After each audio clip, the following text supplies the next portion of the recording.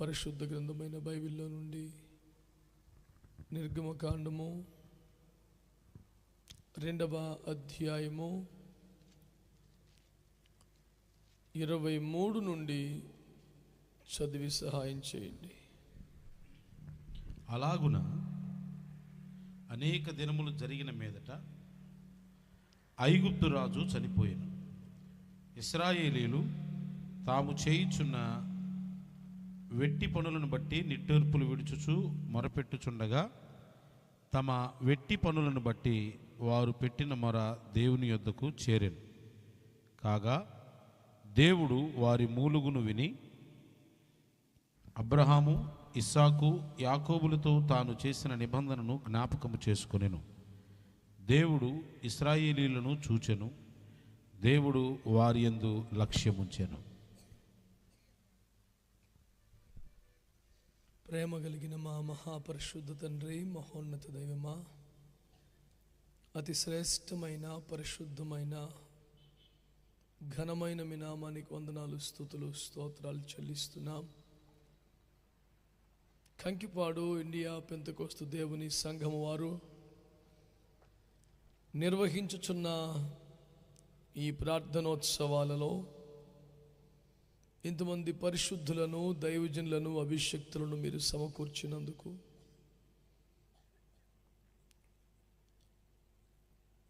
విస్తారమైన ప్రజలను సమకూర్చినందుకు మీకు కోట్ల కొలదిగా స్తోత్రాలు చెల్లిస్తున్నాను. అత్యంత బలహీనులైన నీ సేవకునకు నన్ను కనికరించి మీ అగ్ని చేత కాల్చి పుటము వేసి పరిశుద్ధపరిచి నీతిగల నీ మాట తేటగా వినిపించగల బోరగా మార్చి మహిమను పొందండి. సకల ఆటంకాల, అభ్యంతరాలు, శోధనలు, చీకటి కార్యాలు యేసునామములో బంధిస్తున్నాం. ప్రాణాత్మ దేహములతో మీకు లొంగిపోతున్న అల్పదాసును అంగీకరించి మీ అగ్ని చేత కాల్చి పుటము వేసి పరిశుద్ధపరిచి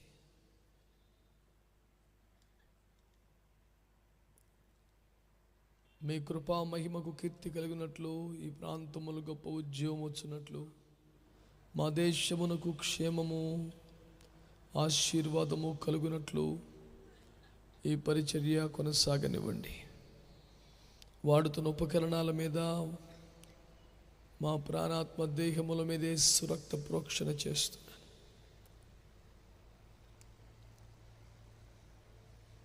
ఈ ప్రాంతం మీదకి దేవుని భయమును ఒప్పింపు చేసే ఆత్మను, సమ్మతి గల మనస్సును యేసు నామములో విడుదల చేస్తున్నాను.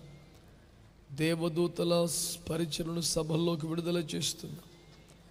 పరిశుద్ధాత్ముడా, మీ శైలిలో, మీ స్థాయిలో మీ కార్యములు చేయగలరని యేసు నామములో ప్రార్థించి వేడి పొంది ఉన్నాం తండ్రి.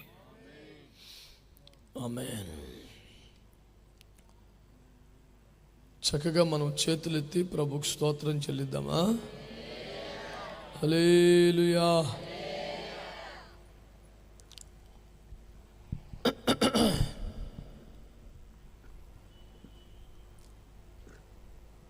దేవుని ప్రజలు ఐగుప్తు దేశములో దాసత్వం అనుభవిస్తున్నటువంటి భయంకరమైన కాలం అది. తమ దేశంలో వచ్చిన కరువును బట్టి చివరికి ఆహారము కూడా లేని దీనస్థితిలోనికి వెళ్ళిపోయిన దరిమిలా దేవుని ఏర్పాటును బట్టి ముందే పంపించబడ్డ యోసేపు ద్వారా సుమారు 70 మంది ఐగుప్తు దేశానికి నడిపించబడి కరువులో ఆశ్చర్యకరమైన దేవుని ఏర్పాటును బట్టి కలిగిన సమృద్ధి ఆహారము ద్వారా పోషించబడుతూ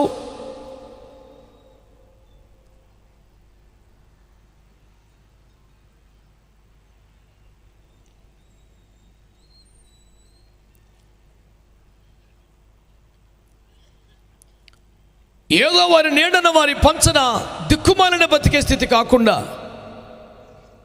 ఆ దేశంలో ఒక రాష్ట్రాన్నే వారి కొరకు ప్రత్యేకంగా అనుగ్రహించగా కరువు తీరా భుజించడమే కాకుండా, కాపాడబడటమే కాకుండా వారు ఆ దేశంలో వర్ధిల్లుచు అంతకంతకు ప్రబలుచు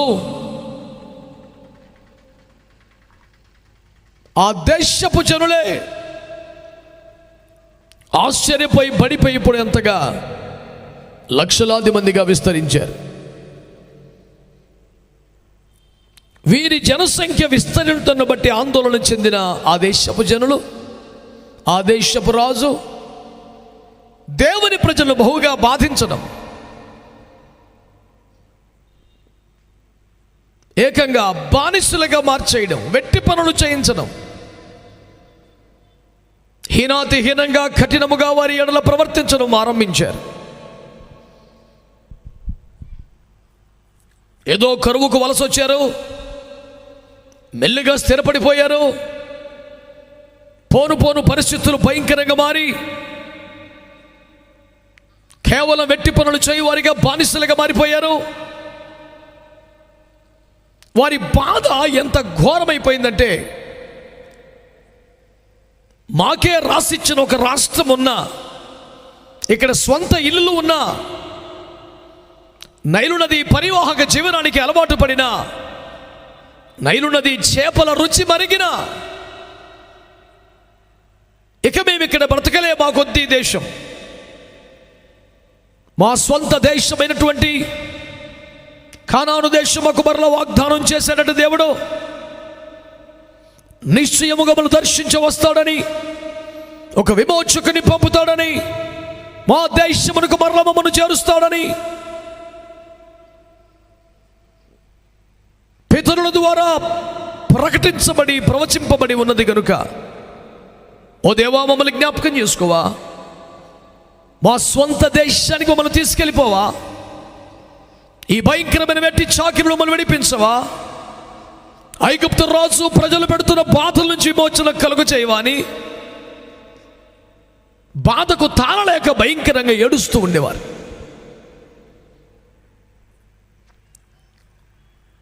వారి బాధ, వారి ప్రార్థన, వారి మొర అప్రయత్నంగానే వారిలోంచి పెళ్లిబిక్కి బయటకు వచ్చే మూలుగులుగా మారింది.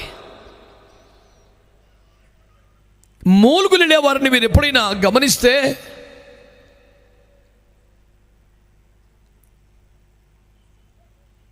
ఏదో ఒక నిట్టూర్పు శబ్దాన్ని ప్రక్క వారికి వినిపించాలని వారు అలా శబ్దం చెయ్యరు. వారి ఉచ్ఛ్వాస నిశ్వాసలే అప్రయత్నంగా బలహీనమైనటువంటి మూలుగును బయటికి వినిపింపజేస్తుంటాయి. తాళలేని వారి బాధ, భయంకరమైన శ్రమ,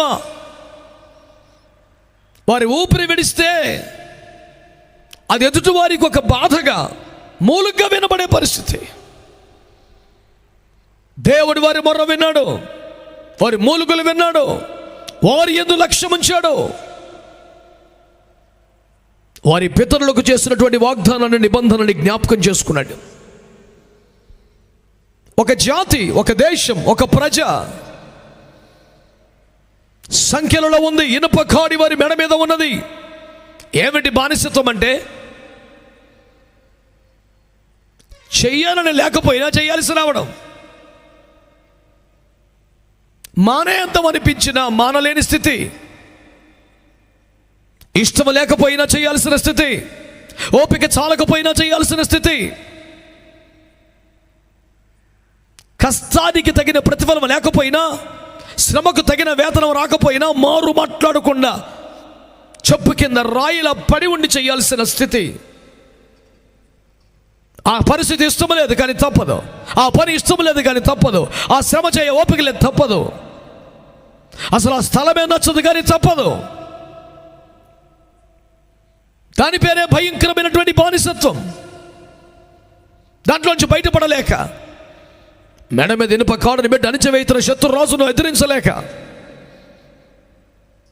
ఎందుకు బ్రతుకుతున్నావు అంటే చావలేక, చావకూడదు కాబట్టి బ్రతుకుతున్నాము అన్నట్టుగా వారి జీవితాలు సాగుతుండగా, పండుకున్నా, పని చేస్తున్నా, ప్రయత్నంగా వారి లోపల చూస్తున్న మూలుగు ఒకటే మొర పెడుతుంది, దేవా జ్ఞాపకం చేసుకో, దేవా కనికరించు, దేవా విడిపించు అని మొర పెడుతున్నారు. లక్షలాది జనం కన్నీరు గారుస్తున్నారు, లక్షలాది జనం మొర్ర పెడుతున్నారు, లక్షలాది జనం కన్నీరు గారుస్తున్నారు, లక్షలాది జనం మూలుగులెడుతున్నారు, మొర్ర పెడుతున్నారు. ఆకాశమందున్న దేవుడు, సృష్టికర్తన దేవుడు, చూస్తున్న దేవుడు గనుక, సమస్తం ఎరిగిన వాడు గనుక, ప్రార్థనలు ఆలకించువాడు గనుక, ఆయన వారి యందు లక్ష్యం ఉంచెను అన్నాడే. దేన్ని బట్టి? మహోన్నతమైన దేవుని ప్రేమను గురించి మాట్లాడడానికి అర్హత కానీ సాధికారికత కానీ లేకపోయినా ఒక మాట చెప్పాలి. బైబిల్లో ఏమని తెలుసునా? ఆయన నలిగిన వారి ప్రాణమును అలక్ష్యము చెయ్యడు అని. వారిని ఎందుకు లక్ష్యముంచాడు? వారి యందు లక్ష్యముంచవలసినంత విషయం ఏమున్నది? ఓ ఖరీదైన వాహనం మన పక్క నుంచి వెళ్తే లక్ష్యం ఉంచుతారు. ఖరీదైన వస్త్రధారి కనపడితే లక్ష్యం ఉంచుతారు. వైభవోపేతంగా తరలి వెళుతుంటే లక్ష్యం ఉంచుతారు.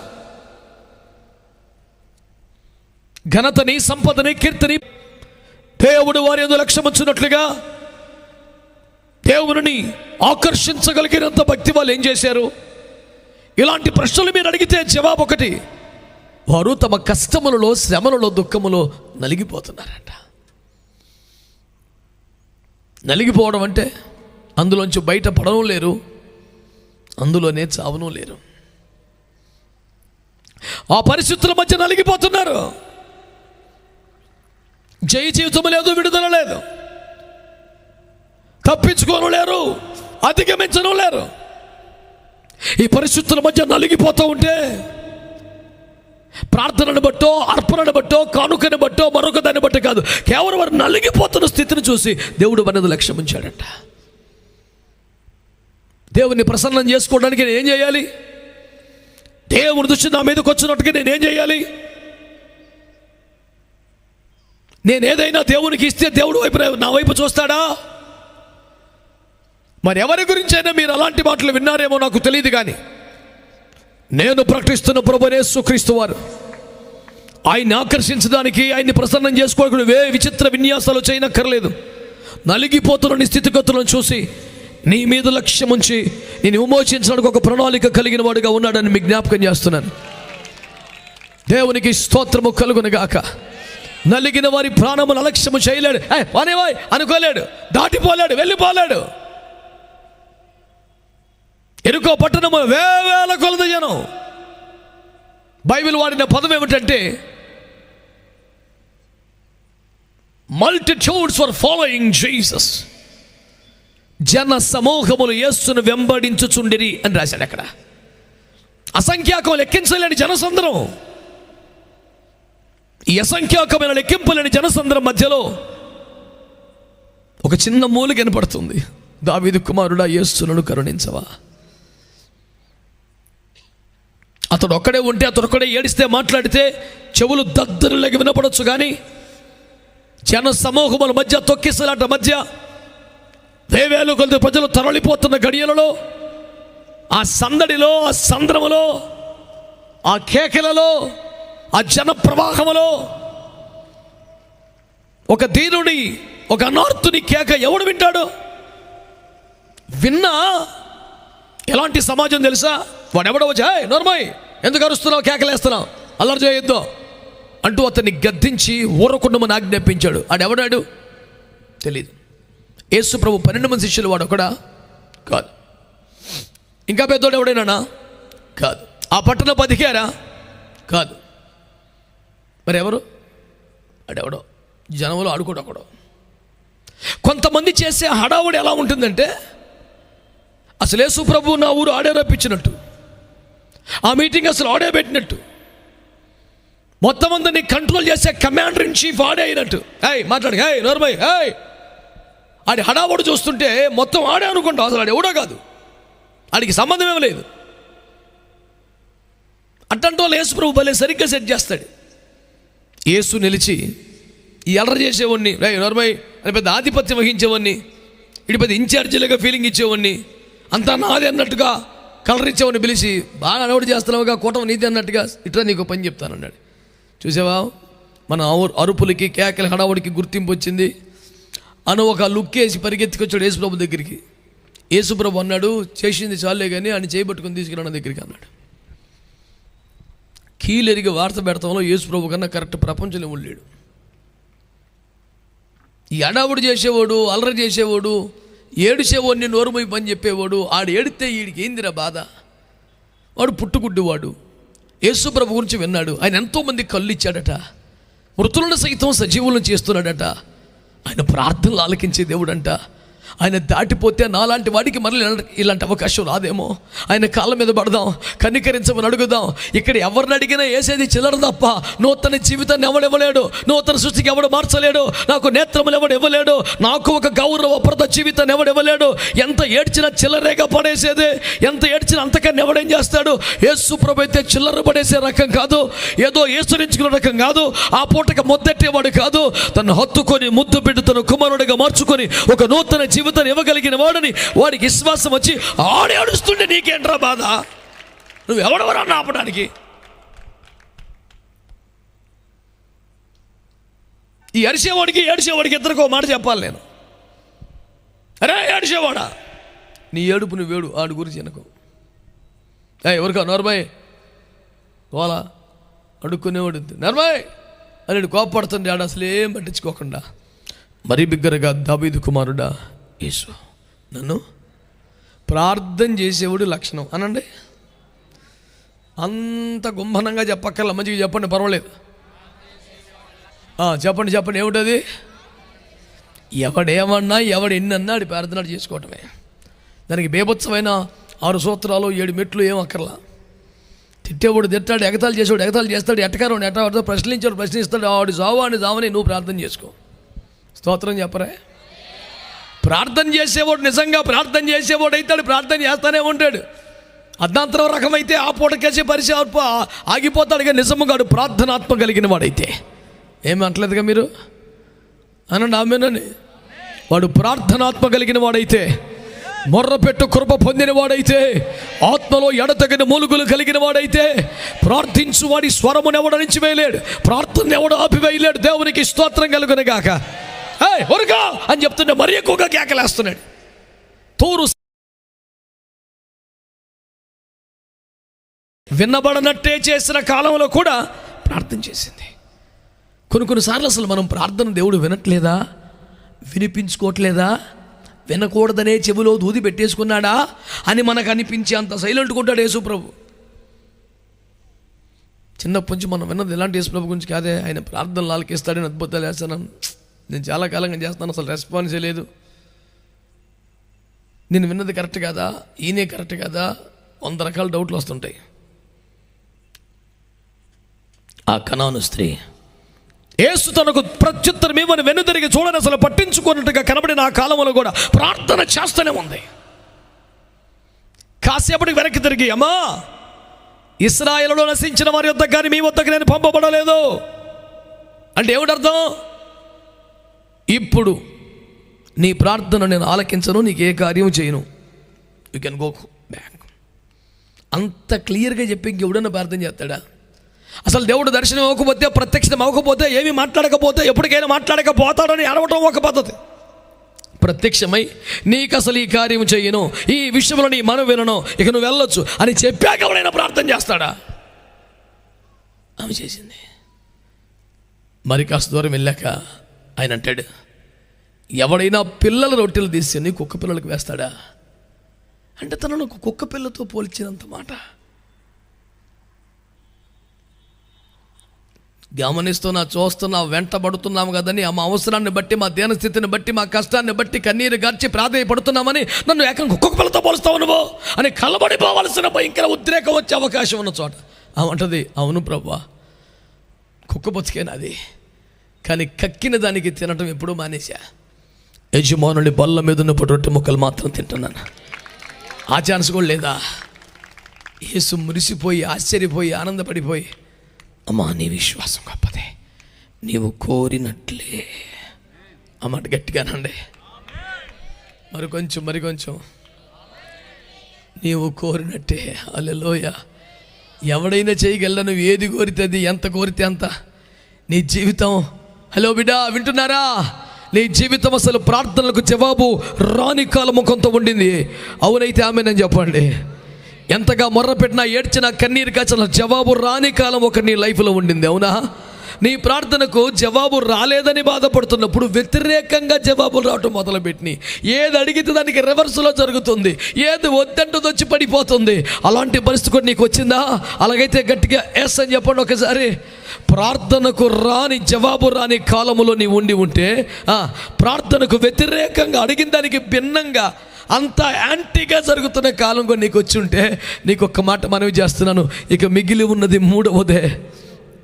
కొంచెం అవమానం కలిగినట్లుగా అనిపిస్తుంది, దేవుడు నాకు వ్యతిరేకం అయిపోయాడు అనిపిస్తుంది, నన్నే హీనపరిచినట్టుగా మాట్లాడుతున్నట్టు అనిపిస్తుంది. ఇంకొక పరీక్ష ఉందన్నమాట, ఇంకొక పేపర్ ఉందన్నమాట, అది కూడా రాసేసావా? ఇక మిగిలింది ఒకటి ఉంది, నీవు కోరినట్లల్లా నీకు జరుగుద్ది. నువ్వు ఏది కోరితే అది జరుగుద్ది. అబద్ధమాడ నేరని రోషంగల దేవుడు ఈ రాత్రి నీతో మాట్లాడుతున్నాడు. ఎన్నడూ మాట తప్పని దేవుడు నీతో మాట్లాడుతున్నాడు. అవునని చెప్పి కాదనని వాడు నీతో మాట్లాడుతున్నాడు. మాట ఇచ్చి స్థాపించగలిగిన వాడు నీతో మాట్లాడుతున్నాడు. తన పితరులకు వాగ్దానం చేస్తే 100 సంవత్సరాలు గతించిపోయినా మాటను జ్ఞాపకం చేసుకున్నవాడు, నిబంధనను జ్ఞాపకం చేసుకున్నవాడు, ఆజ్ఞను నెరవేర్చినవాడు ఈ రాత్రి నీతో మాట్లాడుతున్నాడు. ఏం దేవుడా? దేవుడు ప్రార్థనలు ఆలకించేవాడు, దాటిపోలేని దేవుడు. ఒక మంచి మాట నీ దృష్టికి తెస్తున్నాను. ఒక దైవజనుడు చెప్పినట్లుగా శుక్రవారం వస్తే ఆదివారం కూడా వచ్చింది కదా. When there is Friday, there shall be Sunday అని చెప్పినట్లుగా మరి నీ జీవితంలో కూడా అసలు ప్రార్థనకు జవాబే రాని కాలం ఉంటే, వ్యతిరేక జవాబులు వచ్చిన కాలం ఉంటే, అవమానాలు వచ్చిన కాలం ఉంటే, తప్పనిసరిగా నీవు కోరినట్లల్లో నెరవేర్చబడే ఒక దినము కూడా వచ్చి తీరాలి కదా. ఈ రాత్రి ప్రకటిస్తున్న దేవుడు, నలిగిన వారి ప్రాణమును అలక్ష్యము చేయని దేవుడు. ఆ దేవునికి చేతులెత్తి స్తోత్రం చెల్లించండి. సంతోషంగా ప్రభుని కనపడదాం. ఇశ్రాయేలు ప్రజలు మూలుగిలుడుతున్నారు, మొర్ర పెడుతున్నారు, కన్నీరు కారుస్తున్నారు, విచారణ పడుతున్నారు. వారి మొర్ర పెట్టే ఓపిక లేక, ప్రార్థన చేసే సౌండ్ కూడా వినిపించే అవకాశం లేక ఇక మూలుగులే వస్తున్నాయి. నా బాధ ఎలా ఉందని చెప్పడానికి కూడా శక్తి లేదు. మూలుగిలుడుతున్న వారిని కఠినాత్ములు ఎవరైనా దాటిపోగలరేమో. కనికరమయ్యుడైన హృదయం యేసుక్రీస్తు ప్రభు దాటిపోలేడు. వాళ్ళని దర్శించడానికి ఏంటి వరకు నరకత, బాగా ప్రార్థనా పరుల, బాగా కానుకలు ఇస్తున్నారు కాదు, వారు మూలుగలుడుతున్నారు, వారు నలిగిపోతున్నారు. నలిగిన వారి ప్రాణములు అలక్ష్యము చేయని దేవుడు, వారిని దాటిపోలేని ప్రేమ కలిగిన దేవుడు, వారి విశ్వాసాన్ని పరీక్షించిన కృపగల తండ్రి, వారు కోరినట్లెల్లా జరిగించడానికి ఒక అద్భుతాన్ని చేయటం ఆరంభించాడు. ప్రార్థన చేస్తున్న వారులారా, ప్రార్థన కొనసాగించాల్సిందే. ఆమేన్ అనండి ఒకసారి. ఆమేన్ అనండి ఒకసారి. నువ్వు ప్రార్థన చేస్తుంటే చుట్టుపక్కల వారు కోపడుతున్నా, నోర్మయ్య అంటున్నారా, ఊరుకోమని ఆజ్ఞాపిస్తున్నారా, హీనపరిచి మాట్లాడుతున్నారా, నిన్ను కడుక్కునేవాడిగా చాలా హీనంగా మాట్లాడుతున్నారా, వారి మాటలతో నీకేం పని? నీతో మాట్లాడు దేవుడు అక్కడ ఉన్నాడు. యేసు నిలచివాని పిలిచి, గట్టిగా ఒకసారి, యేసు నిలచివాని పిలిచి. నీ కేకలంత గుంపులో ఎవరికి వినబడవు, కానీ ఆయనకి వినబడుతున్నాయి. వేల మంది మీద పడుతుంటే, ఆయన తాకుతుంటే, తన వస్త్రపు చెంగు ముట్టినటువంటి ఒక్క స్త్రీ ఆయన దృష్టిలో పడలేదా? చుట్టుపక్కల వాళ్ళు ఏమన్నారు, ఏంటి ప్రభా ఒకసారి పిచ్చిగా చేదస్తంగా అన్ని వేల మంది మీద పడుతుండే నన్ను ముట్టుకుంది ఎవరంటే ఏంటి? వేలం వెరిగ్గా క్రేజీగా ఫోటోల కోసమో సరదా కోసమో మీద పడే మంద వేరు, ఆయన కృప కోసం ఆయన వస్త్రపు చెంగును తాకుతున్నటువంటి బాధాతప్త హృదయాలు వేరు. ఎన్ని లక్షల మందిలో ఉన్నా నీ స్పర్శ దేవునికి తెలుసు బిడ్డ. ఎన్ని వేల మందిలో ఉన్నా నీ స్వరము మూలుగు వింటున్నాడో, ఎన్ని లక్షల మంది జనసంద్రములో ఉన్నా నీ కేక యేసు నాపుతుంది. యేసు నిలచి వాణ్ణి పిలచి, ఇదే కార్యం ఈ పూట కూడా ఈ కంకిపాడులో ఈ సభలో జరగాలని నేనైతే ఆశపడి ప్రార్థన చేస్తున్నాను. ఎంతకాలంగా ఏడుస్తున్నావో, ఎంతకాలంగా మొర్ర పెడుతున్నావో, అందరూ దాటిపోయినట్టే నా ప్రభు కూడా దాటిపోతాడా? అందరూ తృణీకరించినట్టే ఈయన కూడా తృణీకరిస్తాడా? ఇక నా లైఫ్కి హోప్ లేదా అని ఆశపడుతున్నావు, బాధపడుతున్నావేమో. నువ్వు దిగులు పడక్కర్లేదు. ఈ దేవుడెవరో ప్రార్థనలు ఆలకించు దేవుడు. ఈ దేవుడెవరో నలిగిన వారి ప్రాణమును అలక్ష్యము చేయని దేవుడు. ఈ దేవుడెవరో నిలచి పిలిచి నీవు కోరిందంతా నీకు చేయడానికి ఇష్టపడే దేవుడా. నోట మంచి దైవ స్థితి ఉండగా ప్రభువుకు స్తోత్రం చెప్పండి, చప్పట్లు కొట్టండి. నోట స్తుతి ఉండగా చప్పట్లు కొట్టండి.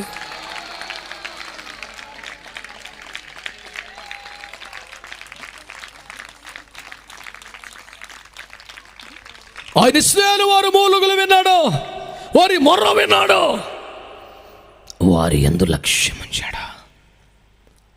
లక్ష్యం ఉంచి కొనసాగింపు చదవండి. 3వ అధ్యాయం 8వ వచనం. కాబట్టి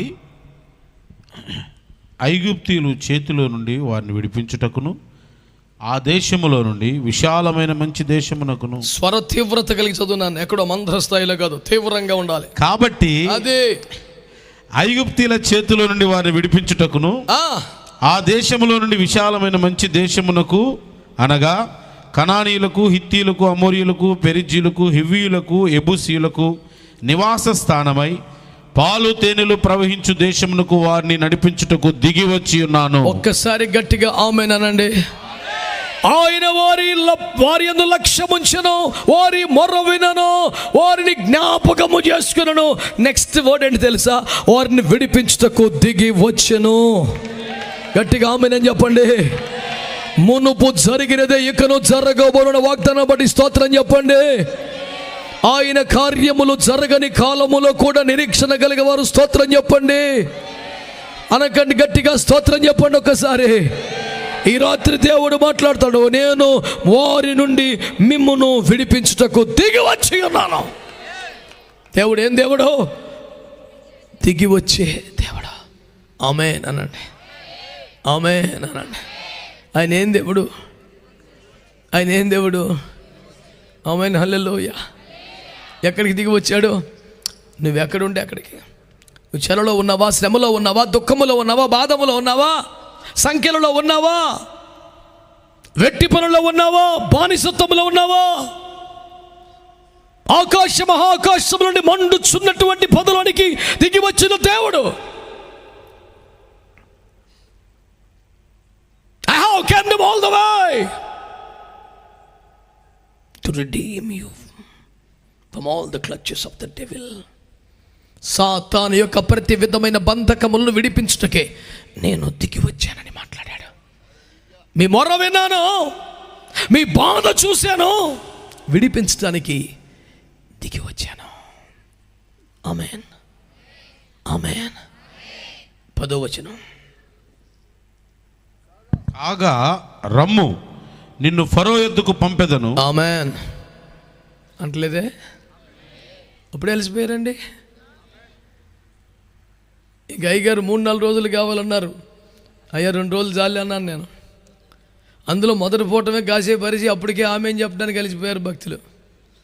అట్లేమో లేదండి బాబు, చెప్తాను వాళ్ళు చెప్పండి. మరి సౌండ్ తగ్గకూడదు. నీ ఎడల వాత్సల్యము తగ్గకుండా చూపుతున్న దేవుని ప్రేమను బట్టి గట్టిగా స్తోత్రం చెప్పాలా.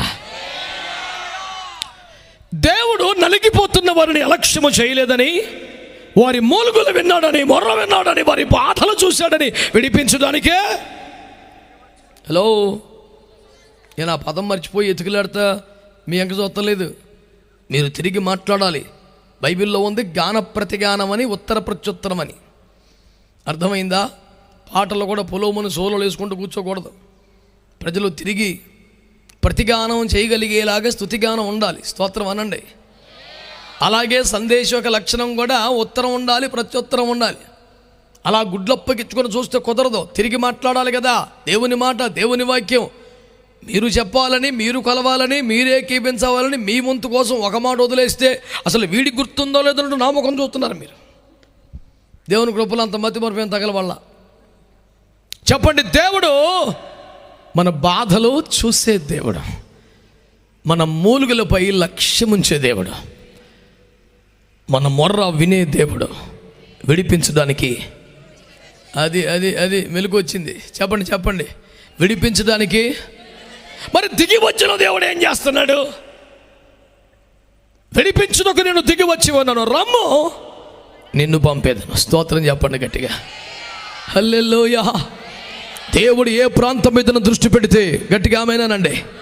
దేవుడు ఏ ప్రాంత ప్రజల కన్నీటి మీద మనసు పెడితే, దేవుడు ఏ ప్రాంతములోనైనా నలిగితున్న వారి ప్రాణమును అలక్ష్యము చెయ్యక లక్ష్యముంచి దలిస్తే ఆయన దిగి వచ్చి ఏం చేస్తాడంటే సేవకుల్ని పంపుతాడంట. చూడండి, ఒక్క చిన్న కూడికి ఎంతమంది దైవజనులు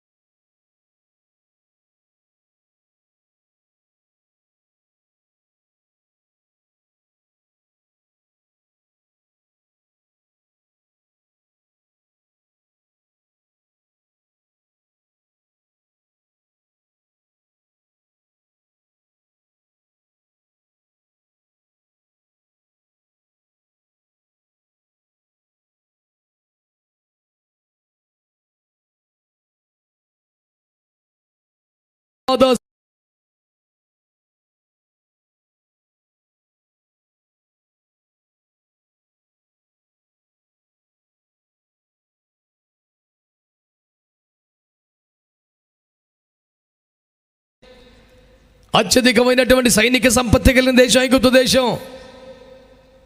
ఫరో అంటే వాడి దేశానికి ఇతర దేశాలకు కూడా అనవసరంగా పెత్తనం చేసి అంత అడావుడు ఉన్న క్యాండిడేట్. అలాంటి వాడి దగ్గరికి ఒక సేవకుని పంపాడు దేవుడు. ఈ సేవకుడు వెళ్ళి నీళ్లు నమలే రకం కాదు. ఈ సేవకుడు అంటాడు, hey Pharaoh, God said let my people go, తన జనులని పోనిమని యెహోవా సెలవిచ్చుచున్నాడు అన్నాడు. వాడికి బీపీ వచ్చేసింది. ఎవరా యెహోవా, చెప్పగానే పంపించేత్తకే అన్నాడు. ఎంత మాట అన్నారు నువ్వు అని మోషే రెస్పాండ్ అయ్యే లోపు యేసుప్రభు ఎంట్రీ ఇచ్చాడు. రే, ఆడు యెహోవా ఎవడంటున్నాడు, ఆడు కొంచెం చూపిద్దాం ఆగరక చెప్పు అన్నాడు. అంటే ఏం చేయమంటావు అంటే, మీ గోషన్ రాష్ట్రానికి వెళ్ళి మీ జనాలకు చెప్పు, కొంచెం విమోచన లేట్ అవుద్ది. అదేంటి ప్రభు నువ్వు తీసుకెళ్ళిపోగలను, నాడికి అర్థం అవ్వాలిగా మ్యాటరు. ఆడు సరదా పడుతున్నాడు, యెహోవా ఎవడు అన్నాడు, ఆడికి చూపిద్దారా, నువ్వు టెన్షన్ పడబాకు, కొంచెం ఓర్చుకో, ఆడికి ఏదో మ్యాటర్ వివరించి అప్పుడు వెళ్దాం అన్నాడు. ఒక్క రాత్రిలో ఒక్క డెక్క వినబడకుండా వాళ్ళని తీసుకెళ్ళిపోయిన దేవుడు ఆ రాత్రిని ఒక 10 ఏళ్ళు ముందే తేవచ్చు. ఇది పెద్ద బేభత్సమేం కాదు. కానీ కొంతమందికి అర్థం అవ్వాలిగా, వాళ్ళు కోరుకుంటున్నారుగా. అదేం దేవుడో కానీ మన కోరికలే కాదు, ఆడి కోరిక కూడా తీరుతున్నాడంట. మంచోళ్ళు ఎవరన్నా స్తోత్రం చెప్పొచ్చుగా మంచిగా. మోషే నువ్వు టెన్షన్ పడబాకు, వాళ్ళని ధైర్యంగా ఉండమని చెప్పు, విమోచన ఆలస్యం అవుద్ది కానీ పొర్రపట్టిన లక్ష్యం అవ్వదు. ఆడు సరదా పడుతున్నాడు, యెహో ఎవడని చూపిద్దామని 1 కాదు 2 కాదు 10 బీభత్సమైన సూచక్రియలు చేశాడు సార్. అతని మాట విని జనులను పోనిచ్చుటకు యెహోవా ఎవడు అన్న అదే స్వరం మా పక్షము యెహోవా. ఇప్పుడు ప్రేయర్ రిక్వెస్ట్లు పంపేవాడే ఫరో అయ్యాడు. మాటుకో రిక్వెస్ట్ పెడుతున్నాడు, యెహోవాని వేడుకోవా, నా కోసం ప్రార్థన చేయించవా. నీ చిన్న పరిచర్యకి, దేన పరిచర్యకి, అమాయక భక్తి ప్రార్థన జీవితానికి ఇంతవరకు నీ పక్కింటోడు కూడా ప్రేయర్ రిక్వెస్ట్ పెట్టలా. ఫరో పెడతాడేమో చూడక, గట్టిగా ధైర్యం తెచ్చుకొని ఆమెం చెప్పండి నాయన, నాకైనా నీరసంగా ఉన్నారేంది మీరు, స్తోత్రం చెప్పండి గట్టిగా. ఈ మధ్యకాలం ఎక్కడ నిలబడి వాక్యం చెప్పలా, ఈ పూట కొంచెం ఓపిక చేసుకున్నా. సరే నుంచుందాం, ఎట్లుంటుందో చూద్దాం గట్టిగా, ఓపిక లేకపోతే కూలబడదాంలే అని. కాకపోతే మిమ్మల్ని చూస్తే ముందే కూలబడిలాగా ఉంది పరిస్థితి. పాడగా రాగం, మూలగా రోగం అంట. మంచి వాళ్ళందరూ స్తోత్రం చెప్పండి. జూలు విదిల్చిన సింహాల్లాగా గర్జన చేయండి గట్టిగా. దేవునికి మహిమ కలుగును గాక. శబ్దం గట్టిగా హల్లెలూయా, హల్లెలూయా. వెళ్ళిపోవాలి ఆడగలుగుతారా, ఏం చేస్తారు మీరు అన్నాడు. ఎవరు? ఫరో. ఆడి ₹1,00,000 పాయింట్ చెప్పాడు. 5వ అధ్యాయం 1వ వచనం. మొత్తం ఇక్కడే. తరువాత మోషే అహరోనులు వచ్చి ఫరోను చూచి, ఇశ్రాయేలు దేవుడని యెహోవా అరణ్యంలో నాకు ఉత్సవం చేయుటకు నా జనమును పోరిమని ఆజ్ఞాపించుచున్నాడని. ఏం చేస్తారంట? అసలు అడవిలో కూడా ఉత్సవం చేయడానికి దేవుని బిడ్డలు తప్ప ఇంకెవడు లేడు నాన్న. ఎవడి వాళ్ళు అవ్వదు. ఒకడు ఉత్సవం చేయాలంటే ఎన్ని ఉండాలి సార్? అలాగే అయ్యానా ఆయన ఏంటది? అలాంటి ఫంక్షనాలు ఉండాలండి, ఉత్సవం చేయాలంటే ఎవరికైనా. కానీ అడవిలో కూడా అనండి ఉత్సవం చేయగల కెపాసిటీ బంధకములలో మ్రొగ్గిపోయిన ఒక ప్రజలకు ఉన్నదట. దేవునికి స్తోత్రం చెప్పండి గట్టిగా. హల్లెలూయా. వీళ్ళు బంధకాల్లో ఉన్నారు, వీరు సంఖ్యలలో ఉన్నారు, వీరి శ్రమలో ఉన్నారు, వీరి వెట్టి పనులో ఉన్నారు, వీరి బానిసత్వంలో ఉన్నారు, వీరి బాధ తాళలేక మర్ర పెట్టే ఓపికడైపోయి మూలుగలుడుతున్నారు. ఇలా మూలుగలిడే వాళ్ళు ఏం చేయాలట? ఉత్సవము చేయాలట. A people, a nation that mourns all the time has to celebrate the Lord like anything. A people that mourn like a dove all the time will roar like a lion in the days to come. That is what the Bible says. Hallelujah. మీరు వెళ్ళిపోతామంటున్నారు కదా నాన్న, ఎక్కడికి వెళ్తారు రా అంటే అడవిలోకి వెళ్తా. ఏం చేయటానికి రా అంటే ఉత్సవము చేయటానికంట. స్తోత్రం చెప్పండి గట్టిగా. పండుగ చేయడానికి వెళ్తున్నాం, ఉత్సవం చేయడానికి వెళ్తున్నాం. నిర్గమకాండ 3వ అధ్యాయం 18వ వాక్యం చదవండి. ఉత్సవము చేయుటకు వెళ్తున్నామని చెప్పిన వారు మరొక మాట చెప్పారు అక్కడ. వారు నీ మాట విందురు గనుక నీవును ఐగుప్తు రాజు వద్దకు వెళ్ళి అతని చూచి, హెబ్రీయుల దేవుడైన యెహోవా మాకు ప్రత్యక్షమాయెను గనుక మేము అరణ్యములకు 3 దినములంతా ప్రయాణం 3 దినములంత దూరం అడవిలోకి పోయి మా దేవుడైన యెహోవాకు బలిని సమర్పించి. ఆగాగా ఇందాకేమన్నారు? మా దేవునికి అరణ్యములో ఉత్సవం చేస్తారట. ఇప్పుడు చెప్తున్నాడు ఉత్సవం అంటే మీకు ఇప్పుడు డ్యాన్సులు ఎత్తం గట్టే ఉండదండి, జాతరలాగా ఉండదండి, బలి అర్పణ చేసుకుంటామండి. ఎవరు ఆమెను అంటలేదుగా? అనండి గట్టిగా, చెప్పరే గట్టిగా. ఏమిటట? 3 దినములంత దూరం వెళ్తారంట, అడవిలోకి వెళ్తారంట, ఒక పండగ చేస్తారంట. ఏందిరా పండగ అంటే, ఏందిరా ఉత్సవం అంటే, కేవలం బలి అర్పణ చేసుకుంటామండి బాబు అంటున్నారు. వీళ్ళు ఇచ్చే బలులేమిటి నాయన? వీళ్ళు ఇచ్చే బలులేమిటి? 51వ కీర్తన 17వ వాక్యం చెబుతుంది, విరిగిన మనస్సే నీకు ఇష్టమైన బలి. గట్టిగా నేను చెప్పండి. హెబ్రీ పత్రిక 13:15 చెబుతుంది, ఏమండి? ఆయన నామము నొప్పుకొనుచు జిహ్వా ఫలము అనగా స్తుతి యాగము అర్పించదము. గట్టిగా ఆమేన్ చెప్పండి.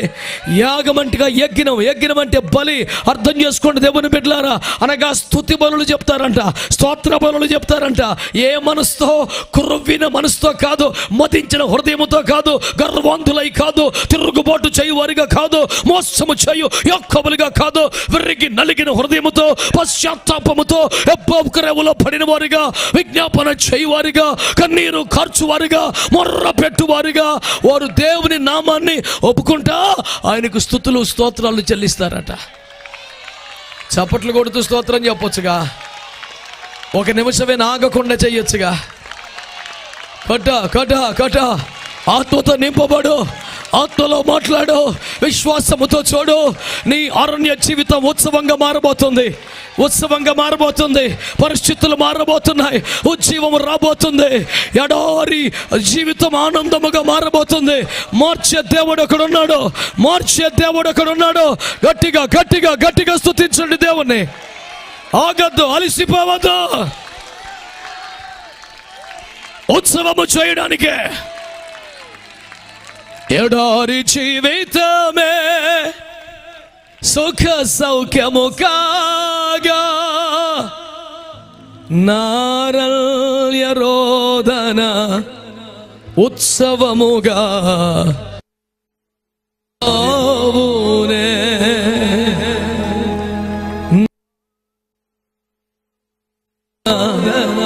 ఉత్సవముగా మారిపో. ఇంతనే గోపుకుందా? నూతన క్రియను చేయుచున్నానని నీవు సెలవీయగా. చప్పట్లు కొట్టాలి, అడగాల మళ్ళీ. ఎడారి జీవితమే సుఖ సౌఖ్యము కాగా, విశ్వాసంతో పాటు నూతన క్రియను చేయుచున్నయ్యా. నైవేద్యములు దహన అభయ్ నీవు కోరవుగా, నా ప్రాణాత్మ శరీరము బలి అర్పణ కాగా,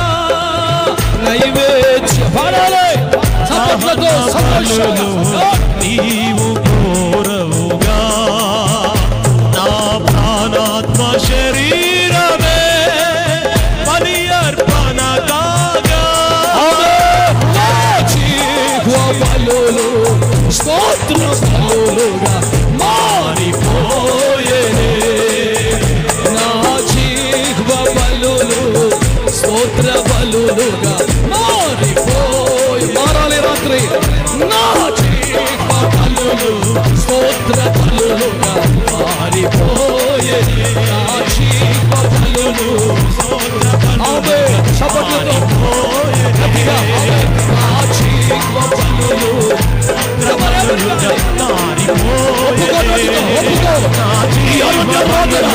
అరణ్యముల ఉత్సవంగా మారే కుడివారికి ఈ రాత్రి ఇండియా పెద్దపస్తు దేవుని సన్నిధిలో దేవుని ఏర్పాటు చేసే ప్రార్థన ఉత్సవములు ఒక మొర్ర, ఒక మూలుగు, ఒక విషాదం, ఒక విచారం, ఒక దుఃఖం ఉత్సవముగా మారే పరిస్థితి, ఉత్సవముగా మారే పరిస్థితి సమస్తమును మార్చగలిగిన దేవుడు ఈ కార్యమును ఈ జీవితంలో, ఈ కుటుంబంలో, ఈ సంఘములో, ఈ గ్రామంలో, ఈ రాష్ట్రంలో, ఈ దేశంలో చేయ శక్తి కలిగిన వాడని, చేసే మనస్సు కలిగిన వాడని ఈ రాత్రి మీతో మాట్లాడుతున్నాను.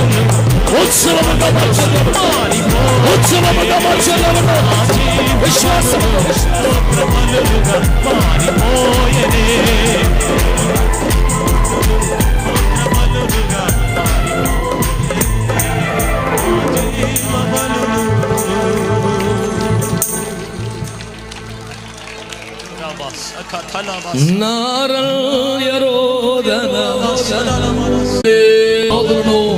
అరణ్యములో ఉత్సవం చేసే స్థితికి మార్చగలను ఒక దేవుడు ఉన్నాడు. ఆయన పేరేంటి గట్టిగా చెప్పండి.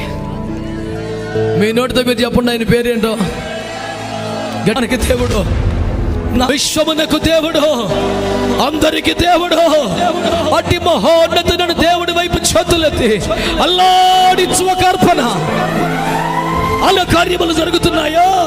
ఇక 3 పరీక్షలు దాటిపోతే ఇక ఉత్సవమే, విజయోత్సవమే, ఆరాధన ఉత్సవమే. పుణ్యమునకు వెళ్ళాలి, 3 దినముల ప్రయాణంతో దూరం వెళ్ళాలి. ఎందుకు? నాటకాలు ఉంటాయా, డ్యాన్సులు, అవి ఏం కాదండి. కొన్ని బలులు దేవునికి అర్పించుకుంటామండి. అవునా? ఏంటి బలులు అంటే? గొర్రె మేకలను కోస్తారా? లేదండి, మా హృదయాన్ని. నేను కొన్ని ఏరియాస్లో చాలా స్ట్రాంగ్గా ఉంటాను, చాలా మొండిగా ఉంటాను. కట్ చేసుకుంటానయ్యా, కట్ చేసుకుంటాను.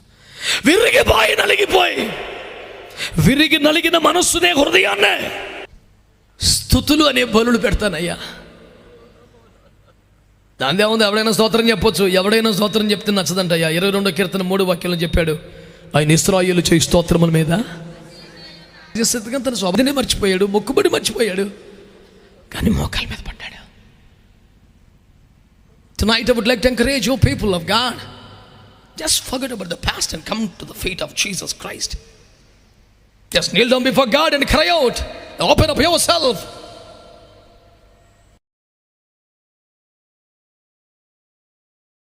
ఇశ్రాయేలు చేసే స్తోత్రం అట ఆయనకు ఒక సింహాసనం వద్దంట. ఒక ప్రసంగికుడు చేసే స్తోత్రం కాదు, ఒక పాటగాడు చేసే స్తోత్రం కాదు. విరిగి నలిగి దేవుని సన్నిధిలో యాకోబును విర్రగొట్టుకొని ఇశ్రాయేలుగా ఎవడు మారుతాడో అట్టి ఇశ్రాయేలు స్తోత్రములు దేవునికి ఒక సింహాసనం అవుతాయి. నువ్వు ఇంకా యాకోబుగానే ఉంటే, పేరు ఇక్కడొకటి అక్కడొకటి చెబితే, ఎక్కడొకటి అక్కడొకటి మాట్లాడితే, కన్న తండ్రిని మోసం చేసి అన్నయ్య కొంప ముంచి బతుకంతా మోసమే, నిబంధన మర్చిపోయావు, ప్రయాణం మర్చిపోయావు, అసలు పర్పస్ ఆఫ్ ద లైఫ్ మర్చిపోయావు. You just went away on your own way, never even tried to look back into the God's presence and the way that God showed. ఆ నిచ్చెన మర్చిపోయావు, పై మార్గం మర్చిపోయావట. తెచ్చుకుందంతా తలకు దారికి పంపించి ఒక్కడ మిగిలిపోయి మోకలను బడి ఏడిచి ప్రభు అన్నాడు, నువ్వు ఇశ్రాయేలు అయిపోయావు నాన్న. నేను ఒక మంచి మాట చెప్తే రాత్రి, యేసయ్య కాళ్ళ మీద పడగలిగితే 20 సంవత్సరాలుగా ఒక్కరోజు కూడా తిన్నగా ప్రార్థన చేయని రకమైన ఈ రాత్రి నేను దేవుడు ఇశ్రాయేలుగా మార్చగలడు. కూడా మంచిగా, such a beautiful Savior we have, such a wonderful God. ఎంత సుందర రక్షకుడు, మధురమైన దేవుడు. సంతోషంగా స్తుతించండి. 20 సంవత్సరాలుగా ఒక్క రోజు కూడా ప్రార్థన చేయవాడు ఇప్పుడు పేకల మీదకి వచ్చాక ఇప్పుడు నేను అవసరమేనరా, ఇప్పుడు ఎడుతున్నా అలవా అవసరమైతే వచ్చావు పోరా అని కోప్పడకుండా పోలే, వచ్చాడుగా. కారణం ఏదైనా వచ్చాడుగా. నేను రాలా, ఆ ఫ్రెండ్ పిలిస్తే వచ్చా, ఫోన్లు వచ్చావుగా. అసలు నాకు నచ్చదు, చూసిపోతాను వచ్చా, ఫోన్ వచ్చావుగా. అసలు వచ్చింది ఏరే పని మీద లే, ఫోన్లు వచ్చావుగా. నీ ఎవడికి దండం పెట్టక్కర్లా, ఎవడి కాళ్ళ మీద పడక్కర్లా. నీకోసం ప్రాణం అర్పించిన దేవుని కాళ్ళు పట్టుకో. ఈ రాత్రి మండు టెండలో చేతులు చాపి 6 గంటల సిలువపై 3 మేకులకు వేలాడి ప్రాణం మొదలుపెట్టి మరణ వేదనలు భరించి ఖాళీ సమయం ద్వారా సాక్ష్యం ఇప్పిస్తున్న దేవుడు ఒకరున్నాడు. నిన్ను ఇంతగా నేను ప్రేమిస్తున్నానని. నీ ధనమును ఆస్తిని ఇంకేది కొరల మోకాల మీద పడు, కన్నీరు గార్చో, పశ్చాత్తాపడు, పాపాన్ని ఒప్పుకో. 20 సంవత్సరాలకు జరిగిన నిర్లక్ష్యం, అలక్ష్యం, అవిధేయత ఇదంతా ఒప్పేసుకో. You shall become Israel, and the praises of the very Israel shall become the throne of the Almighty God. సర్వోన్నతమైన స్థలములలో కెరూబుల రెక్కల మీద ఆసీనుడైన దేవుడు అప్పుడే మారిన ఒకడు స్తోత్రం చెప్తే వచ్చి అని కూర్చుంటాడంట. ఎప్పటికీ వారిని ప్రసంగికుడు చెప్పినా రాడంట. అది ఎంత పెద్దోడైనా లోపల మార్పు రాకపోతే బతుకాల హెడితే ఆడు అరిసి అలిసిపోవటం ఏముండదు. మార్పు చెందిన ఇశ్రాయేలు, యేసయ్యా నీకు స్తోత్రం అంటే వదిలిపెట్టొచ్చి కూర్చుంటాడంట అక్కడ. స్తోత్రం చెప్పండి గట్టిగా, చెప్పాలి. ఇదిగో నా స్తుతుల సింహాసనం. అంత దమ్మునోడు ఎవడో తెలుసా? కోటీశ్వరుడు, బేబచ్చన్ ప్రసంగికుడు, 72, 92 కాదు, విరిగి నలిగి మారి స్తోత్రం చెప్పినోడికి ఆ దమ్ము ఉంటుంది. అంత పెద్ద దేవుని పిలిచి ఏమంటాడు? ఇదిగో నా స్తుతుల సింహాసనం. డబ్బులు ఇచ్చినందున, స్వస్థ ఇచ్చినందున, సహాయం పంపినందున, అన్ని పార్టీలతో తనో పంపించినందున, దరిద్రం పాడుగాను చిచ్చి కాదు, నీలో నివసింపజేసినందునా.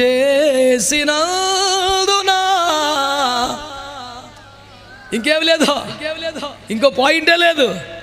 ఎందుకంటే స్తోత్రం ఏంటి రా, మంచి అసలు మంచి ఉద్యోగం ఉన్నావు, ఏంటి అడావుడి, ఏమన్నా కలిసి వచ్చిందా? మరి సన్నాసిన మాట మాట్లాడుతున్నావు, ఆయనే కలిసి వస్తున్నాడు రా వెనకాల. ఇంకేందిరా కలిసి వచ్చేది దరిద్రం? నువ్వు దేవుణ్ణి కూడా నోటితో కొలిసే పాపిష్టి స్థితికి దిగజారిపోయావట్రా. ఎప్పుడురా మారు మనసు పొందుతావు? ఈ రాత్రి రాకూడదు నీ పరిస్థితిరా. నీకున్న ధైర్యం ఏంట్రా? కాళ్ళ మీద పడిపోయాను కాబట్టి ధైర్యమే. నువ్వు పోజు కొడుతున్నావు కాబట్టి డేంజరే. మారిపో నువ్వైనా, అదే రూటు నీకైనా ఎప్పటికైనా. మారు మనసు పొందిన బట్టి కామేనానండి. కొన్ని ఆలోచించుకో, రేపు చెప్పు. నాకడ రాపోతే గట్టిగా స్తోత్రం చెప్పండి. హల్లెలూయా చెప్పండి గట్టిగా, హల్లెలూయా. ఇంత ఉత్సాహానికి, ఉత్సవానికి కారణం ఏమిట్రా? ఒకటే, నీ కృప నన్ను వీడక.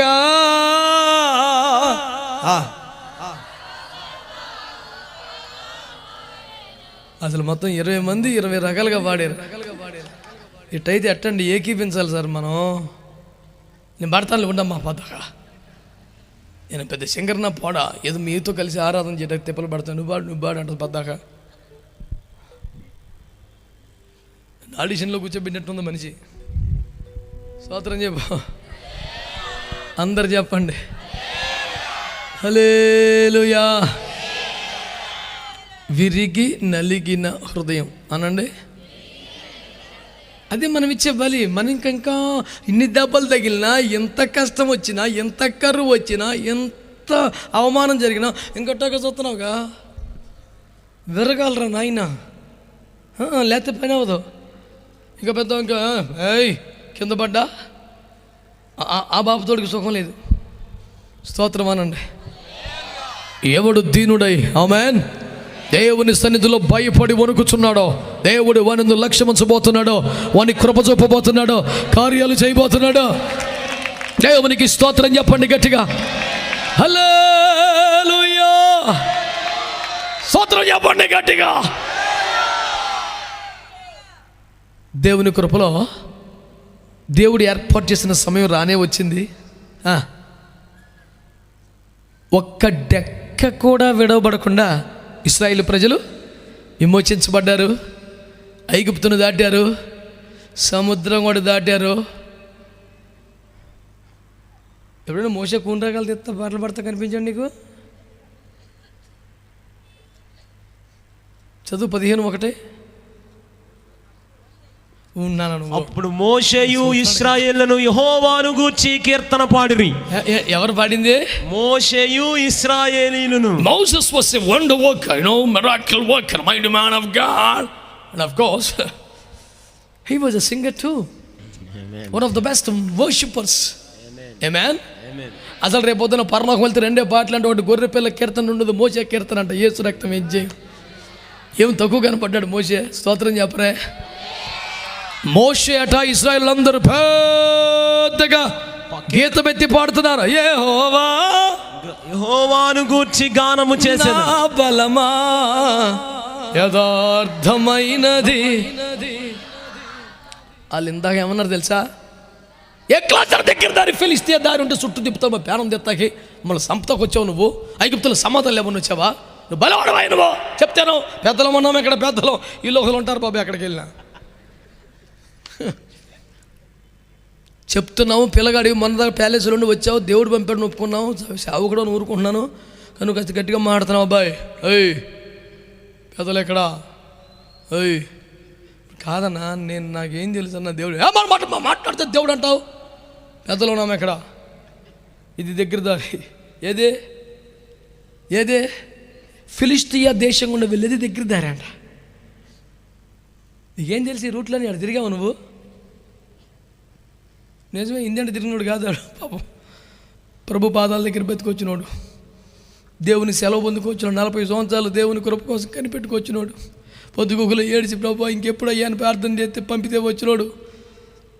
ఈ రోడ్లను తిరిగామని నీకు తెలిసి అంటే పాపం ఈ సందులో పొంతలో తిరిగినోడు కాదు, మార్కెట్ మనిషి కాదు, రేట్లు తెలీదు, అసలు బేరం అంటే ఆయనకి కుదరదు, ఒంటరిగా ఏడుతుంది తెలిసి ఒకటికి. స్తోత్రం చెప్పరా. చెప్పిన మాటేనా? ఇది దగ్గర దారి వెళ్ళిపోతే సులువుకి వెళ్ళిపోతాం అంటే ఇంత పెద్దోడికి చిన్న బుద్ధి. నువ్వు అంతే సులువుకి వెళ్ళిపోతున్నావు, ఐగుప్తుడు కూడా అంతే సులువుకి వస్తాడుగా, తన్ని మళ్ళీ తీసుకెళ్తాడుగా. ఇంత పెద్ద మనిషికి బుర్ర చాలా తక్కువ ఉంది. దగ్గర దారిని అన్న నువ్వు చెప్తే నువ్వు పాస్టర్ గారు అదిగా పెద్దలు ఉన్నారు ఎన్నో, ఇది దగ్గర దారి ఇటు వెళ్తావు, తొందరగా వెళ్ళిపోతాం అంటే తొందరగా వెళ్ళే మాట నిజమే. ఆడు కూడా అంతే తొందరగా వస్తాడుగా. ఎవరు? ఐగుప్తుడు వచ్చి మళ్ళీ తన్ని తీసుకెళ్ళడం, ఎదురు తిరిగి సాగు కొట్టడం, మళ్ళీ బానిసలుగా పట్టుకెళ్ళి వెళ్ళినంతసేపు పట్టదు, మళ్ళీ ఆడి దగ్గరికి వెళ్ళిపోయి మళ్ళీ అదే ఉడికిని చెయ్యాలి. అటు కాదు నాన్న, వాడికి వేరే సెట్టింగ్ అంతా ఎర్ర సముద్రం నీకోసం కాదు, వాడికి సెట్ చేశాను, నువ్వు అట్రా అంటాడు. ఈ పాస్ట్ అన్నవాడు ఉన్నాడు చూడు, మన మాట ఎండవు, ఆయన మాట నెగ్గాలని అంత సీన్ ఆడికి లేదు పాప. ఆయన చెప్తుంటే ఎడుతున్నాడు, అడిమేమడి ఎడుతున్నావు నువ్వు తప్ప. తునమో పరమో కమ్మగా సంద ఇచ్చేవాళ్ళు మీ మాట కాదంటే గడని తెక్కలోడా. అడిగి తెలివితేటలు ఉన్నాయి. నువ్వు చెప్పిన మాటలు వింటే 100 ఇచ్చాడు 1000 ఇస్తావు, అది మంచిదే. కానీ ఆయన చెప్తున్నాడే, ఇప్పుడు ఎవడు మాట అనాలి వచ్చిన సావు? పెద్దలు ఎవరు మాట్లాడతలేదా? రేపు ఆదివారం మాట్లాడతారు ఇంటికి వెళ్ళి చర్చిలో. స్తోత్రం చెప్పరే. మీ స్వరం ఎట్టుండదో ఇంతమంది అయ్యగారులు అందరూ వేచి ఉన్నారు. పెద్దల స్వరం ఉండదు. ఇంతమంది అయ్యగారులు చివరి పరేసి ఉంచారు. పెద్దలు ఏమంటారు? దగ్గర దారే అయ్యగారు కష్టపడి సంఘం కట్టాలంటే అవ్వదు, ఎలక్షన్లో కడదాం చర్చి అంటున్నాడు ఒకడు. ఈ దగ్గర దారి ఇది. ఏడు చూడకొచ్చిన ఎప్పుడు కడతావు? నేను ఒకటి పరిచయం చేస్తాను, ఈ నెంబర్కి చెయ్యి, నువ్వు వెళ్ళక్కర్లా, ఇంటికి వచ్చేస్తాయి.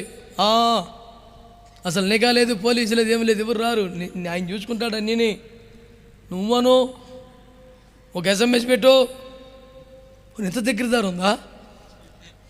ఉందే, కానీ యేసుప్రభు వద్దు అంటున్నాడు. వద్దురా దారి, మనకు వద్దురా, చుట్టూ తిరుగు. 107వ కీర్తన 7వ వచనంలో ఆయన వారిని చక్కని త్రోవలో నడిపించాడన్న. మీరు చెప్పండి అయ్యగారులు, దగ్గర దారి చక్కని దారా, చుట్టూ తిరుగుతుంది చక్కని దారా? ఎక్లసిన షార్ట్ కట్ ఉంటే అది వదిలేసి చుట్టూ తిప్పి చక్కని త్రోవలో నడిపాడట. ఆ త్రోవలో చుట్టూ తిరగాల. ఆ మ్యాప్ చూడండి, బుర్రపాడైపోతుంది మీకు. ఎట్టుండదు సింపుల్గా ఫిలిష్తీయ దేశం, ఇది మింట తిరిగి అటు రావాలా. మళ్ళీ మధ్యలో ఎర్ర సముద్రం, అదేనా పిల్ల కాలువ, కృష్ణా కాలువ, దీన్నే దాడి సావలేమో, యేసు రక్తం చేయం. పడవలు వెళ్తామా, వాళ్ళు వేసుకు వెళ్తామా, ఈత కొడతామా, 30 లక్షల జనమా, గర్భిణీలు ఉండే, చంటిపిల్లలు ఉండే, ముసలోళ్ళు ఉండే, ఎట్టపోతామండి అసలు?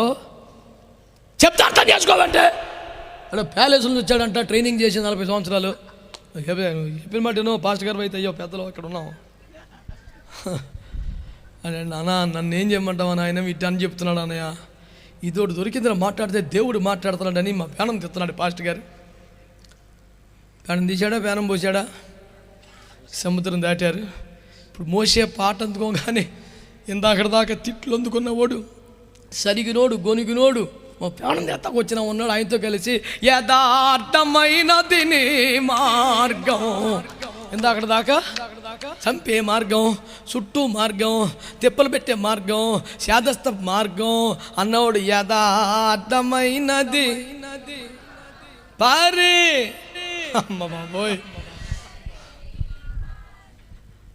పరిపూర్ణంగా ఇప్పుడు బాధపడిందంట. కొన్ని లక్షల మంది గలమెత్తి పాడుతుంది అడవిలో. ఎట్లుంది సార్ అసలు? స్తోత్రం చెప్పండి. కీర్తనకారుడు కొండలు చప్పట్లు కొడతాయి, నదులు చప్పట్లు కొడతాయండి. అది ఎట్లా ఉంటుంది అనుకున్నాను, కానీ ఇక్కడ జరుగుంటుందేమో అనిపించుద్ది నాకు అప్పుడప్పుడు. ఇంకెప్పుడు కొడతారండి వాళ్ళందరూ? దేవునికి స్తోత్రం, హల్లెలూయా. గట్టిగా 2 చరణాలు పాడే తలకి మిరియాం గారు వచ్చారు, యేసు రక్తం వేద్యం గిలక తప్పెట్టి తీసుకుని నాట్యం అందుకుంది. స్త్రీల సమాజం అందరూ స్తోత్రం చెప్పండి. కేవలం ఉల్లిపాయలు కొత్త, కూరగాయలు కొత్త, కత్తులు పట్టుకునే బ్యాచ్ గదిలో గిలక తప్పెట్ట పట్టుకొని నాట్యం ఆడి దేవుని ఆరాధన స్టార్ట్ చేశారు. ఫరో కనబడతా పాప చచ్చిపోయాడు. ఆడు ఉంటే బాగుండుకోవటం. స్తోత్రం చెప్పరే. ఏం చెప్పారు వీళ్ళు? మేము అరణ్యములో అనండి ఉత్సవము చేయుటకు వెళ్తాం. ఒక 3 రోజుల ప్రయాణం అంత దూరం నడుస్తాం. ఇక బలులు స్టార్ట్ చేస్తాం. అంటే ఏంటి చెప్పండి? స్తోత్రాలు స్టార్ట్ చేస్తాం, స్తుతులు స్టార్ట్ చేస్తాం, పాటలు పాడుతాం, వాయిద్యాలు వాయిస్తాం, నాట్యం చేస్తాం. వరే ఈ అందమైన ఆనంద గీతములు పాడుచున్న వారెవరో, ఉత్సాహధ్వని చేయించున్న వారెవరో, ఇంపుగా వాయిచున్న వారెవరో, శక్తి కొలది నాట్యం ఆడుచున్న వారెవరో, కిలక దప్పెట పట్టుకుని దేవుని మహింపరుస్తున్న వారు ఎవరంటే నిన్నటి దాకా మూలుగులిన వారు, నిన్నటి దాకా మొర్ర పెట్టిన వారు, నిన్నటి దాకా కన్నీరు గార్చిన వారు. అందుకే చెబుతున్నాను, మూలుగే, మొర్రే, విన్నపమే, ప్రార్థనే ఉత్సవముగా మార్చిన ఒక దేవుడు ఉన్నాడు. ఆయన పేరు ప్రభు యేసు క్రీస్తు వారు. గట్టిగా కొట్టి దేవుని మహింపరచండి ఒకసారి, గట్టిగా స్తుతిస్తూ.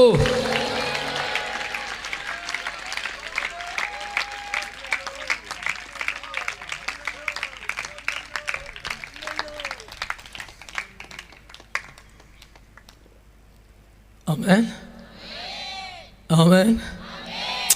అప్పుడేదో జరిగింది కానీ ఇప్పుడు జరగదులే అనిపించే వాళ్ళందరూ సైలెంట్ అయిపోండి. లేదు, నేటికి ప్రభు కార్యములు చేయగలిగిన వాడే. మునుపు జరిగినది ఇకను జరగబోవును. ఇశ్రాయేలులకు జరిగిన అద్భుతమే నాకు కూడా జరుగుద్ది. ఇశ్రాయేలు సైన్యమునకు నేడు మాతో కూడా నోడే. హల్లెలూయా. అదే దేవుడు కావాలి, అదే నడిపింపు కావాలి, అదే కార్యాలు కావాలి. ఆమేన్ అనండి మంచిగా. ఈ రాత్రి మీకు ప్రకటించబడుతున్న సువార్త ఏమిటో తెలిసిన?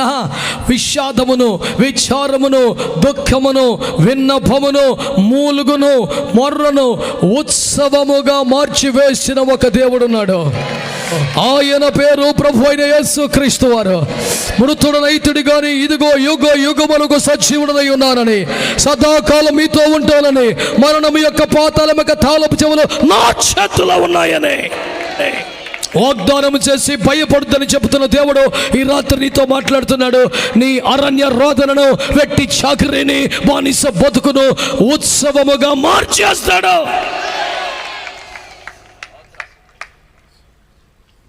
కూర్చో. నీకు సీట్ ఇద్దాం అనుకున్నా, ఏమన్నా కనబడతలా? ఇందులో లేచానా? నాకు ఈ లెక్కలు అలవాట్లేక నువ్వేమో జోబులే చూస్తున్నట్టు ఉన్నావు. మైకిలో చదువు, అదేంటో చదువు. విచారమును, విషాదమును ఉత్సవముగా మార్చునది ప్రార్థనే.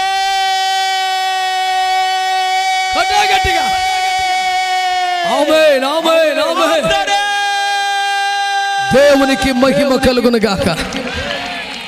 ఎక్కడ విచారం, విషాదం, దుఃఖం, కన్నీరు, మొర్ర, ఈ బాధలన్నింటినీ ఎట్టమార్చాడంట ఆయన. మోషే మంచి కీర్తన అందుకోవడం ఏంటి, ఇజ్రాయేలు పెద్దలు వంత పాడటం ఏమిటి, మిర్యాము 90 ఏండ్ల ప్రాయములో గిలక తప్పెట్టబట్టుకుని నాట్యం ఆడడం ఏంటి, స్త్రీల సమాజం అంతా పదం కలిపి నాట్యమాడి ఆరాధించడం ఏంటి, ఒక్కసారిగా విచారం, ఒక్కసారిగా విషాదం ఉత్సవముగా మారినది. దేని ద్వారా? నిధుల ద్వారా కాదు, ప్రాజెక్టుల ద్వారా కాదు, సపోర్ట్ల ద్వారా కాదు, స్పాన్సర్షిప్ ద్వారా కాదు. ఎట్లా మారిందంటే మూలుగుల ద్వారా, మొర్ర ద్వారా, ప్రార్థన ద్వారా దేవుడు విచారమును ఉత్సవముగా మార్చేశాడు. దేవునికి స్తోత్రం కలుగునుగాక. అందునిమిత్తమే దేవుడు ఈ రాత్రి మాట్లాడుతున్న సందేశానికి టైటిల్ రాసిపెట్టా. ఏంటిది? విచారమును ఉత్సవముగా మార్చున్నది ప్రార్థనే. ఆమేన్ ఆమేన్. అందుకని ప్రార్థనే నా ప్రాణము ఊరకంటారా, మార్చేసేది అదే. అందుకనే దేవుని కృపను బట్టి IFJ అంటే ఏమిటి? ఇంకా కొంతమంది అనుకుంటున్నారు అదొక డినామినేషన్ ఏమో. అది IFJ వాళ్ళది కదా. అది IFJ అంటే ఏందిరా అయ్యా? ఎంత అమ్మాయికుడికి ఎట్టున్నావు భూమి మీద ఇంకా నువ్వు? జాలి వస్తుంటే నేను చూసి నాకు IFJ అంటే ఏంటి చెప్పండి? IFJకి నాకు సంబంధం లేదు అంటాడు ఒకడు. మరి నువ్వెవరు? IFJ అంటే ఏంటి సార్ దేవసాయి గారు? ఐ యామ్ ఫర్ అంటే నేను యేసు కొరకే. నువ్వు కాదా? మరి ఎవరు బ్యాచే? కోర ఒక టీమా? మరి ఎందులో కలిసేవారయ్యా? అసలు ఈ భూమి మీద యేసు నమ్ముకున్న వాళ్ళందరూ కూడా IFJ అంటే ఒక డినామినేషన్ కాదు, ఒక సంస్థ కాదు, ఒక డిపార్ట్మెంట్ కాదు, ఒక గుంపు కాదు, ఒక గోత్రం కాదు, ఒక గొడవ కాదు. నువ్వు ఏ సంఘమైనా, ఏ డినామినేషన్ అయినా, ఏ మినిస్ట్రీ అయినా నేను యేసు కొరకే అనే మనసులో వాళ్ళందరూ కలిసి ప్రార్థన చేసుకుంటుంటే, స్టీఫెన్ గారు నువ్వు అందరూ కలిసిపోయావా? నేను అంటలేదయ్యా, ఆ లెవెల్ అన్నారంట. స్తోత్రం అనండి, చెప్పరే. అసలు ఈ డినామినేషన్లన్నీ పోవాలి, సిద్ధాంతాలన్నీ పోవాలి, గొడవలన్నీ పోవాలి, గోడలన్నీ కూలిపోవాలని అన్ని సంఘాలతో, అన్ని డినామినేషన్లతో, అందరి దైవజనులతో కలిసి మొన్న కొత్తగూడెంలో వేవేల మంది సమక్షంలో ఒక స్టేడియంలో నిర్వహించినటువంటి విస్తారమైన ప్రార్థనలు CSI డయాసిస్ యొక్క బిషప్పులు 70 మంది గురువులు వేదికల మీద మోకరించగా అందరం కలిసి చేసిన ప్రార్థనలు కాదురా. మనకి ఏంటి డినామినేషన్? ఈ సంఘం లేదు, ఆ సంఘం లేదు. దాదాపుగా ఈ 3500 4000 మంది దైవజనులో నువ్వు అలిసిపోతావు. ఈ డినామినేషన్ లేదంటలేదు. దేవునికి స్తోత్రం. ఒక బ్యాంక్ అన్నాక అన్ని డినామినేషన్లు నోట్లు వస్తాయి అన్నట్టు IFJ అంటే అందరం యేసు బిడ్డలమే కలిసి ప్రార్థన చేసే స్తోత్రం చెప్పు. చెప్పారా అందరూ? హల్లెలూయా. మేము ఒక గ్రూప్ కాదు, మేము ఒక పాస్టర్స్ ఫెలోషిప్ కాదు, ఇంకొకరికి పోటీ కాదు, ఇంకొకరిని ఇబ్బంది పెట్టడం కాదు, ఇంకొకరిని విమర్శించడం కాదు. అందరితో అన్నిటితో కలిసి ప్రార్థనలు చేయుచున్న ఒక ప్రార్థన ఉద్యమం మాత్రమే. ఇప్పుడు దేవుని ప్రజలైన విశ్వాసులు కూడా కలుపుకొని అందరం కలిసి ప్రార్థనలు చేస్తున్నాం. రేపు రాత్రి తొందరగా రాకపోతే ఇక్కడ దైవజనులు వేదిక మీద అనేకలు మోకరిస్తే మీరు అక్కడ మోకరించి అందరం కలిసి కొన్ని విషయాల కొరకు ప్రార్థన చేయబోతున్నాం. తీరుబాటుగా తొందరగా వస్తామనే వాళ్ళు మాత్రమే స్తోత్రం చెప్పండి. అట్లీస్ట్ 1 గంటన ప్రార్థన చేద్దాం. 2-3 అన్నారు. అట్లీస్ట్ 1 గంటన్న ప్రార్థన చేద్దాం అందరం కలిసి. సిద్ధమేనా? కలిసి ప్రార్థన చేస్తే దేవుడి కార్యాలు చేస్తారా? మన ప్రాంతాల్లో కుటుంబాల్లో కార్యాలు జరుగుతాయా? 1 గంటన్న కలిసి ప్రార్థన చేద్దామా? మరి రేపు రాత్రి 9 గంటల్లో వచ్చేస్తారా? ఎంత మంచి వాళ్ళరా మీరు. అసలు త్వరగా సిద్ధపడి రావద్దా? 7:30 to 8:30 1 hour ప్రార్థనలు జరుగుతాయి. ప్రార్థనాత్మక బిడ్డలందరూ 7:30 కల్లా మోకాళ్ళు వేసేయాల. ఖచ్చితంగా గంట సేపట్ట నుంచొని ఉండాలనే కాదు నా ఉద్దేశం. నీ ఆరోగ్యం సహకరించిందని బట్టి, నీ ఓపికని బట్టి ప్రార్థనలు అయితే ఏకీపిస్తావు కదా. నీకు ఆరోగ్యం తగ్గినంత మాత్రాన ప్రార్థన తగ్గిపోయినట్టేం కాదు కదా. నీ పరిస్థితిని బట్టి ఏకీపించు. కనీసం 1 గంటన మనం కలిసి ప్రార్థన చేయాలి. ఒక మొర ఈ స్థలం నుంచి పరలోకానికి చేరాలి. ఆగని ధూపం ఎక్కువ నుంచి ఎగదోయాలి. విచారమును విషాదమును ఉత్సవముగా మార్చే ప్రార్థనను బట్టి దేవునికి స్తోత్రం చెల్లిద్దాం. దాన్ని బట్టే అయ్యవిజయ ప్రార్థన మహోత్సవాలు ఏర్పాటు జరిగింది. ఒక మహోత్సవం ఎట్లా వస్తుంది, ఒక జీవితం ఉత్సవం ఎట్లా మారుతుంది?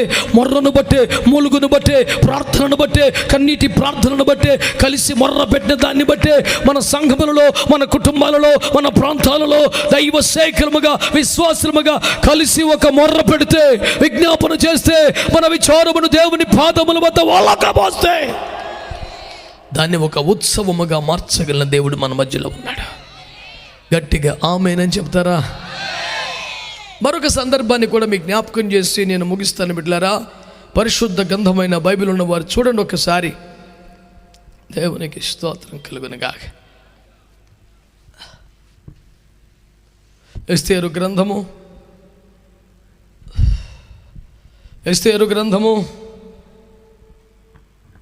4:1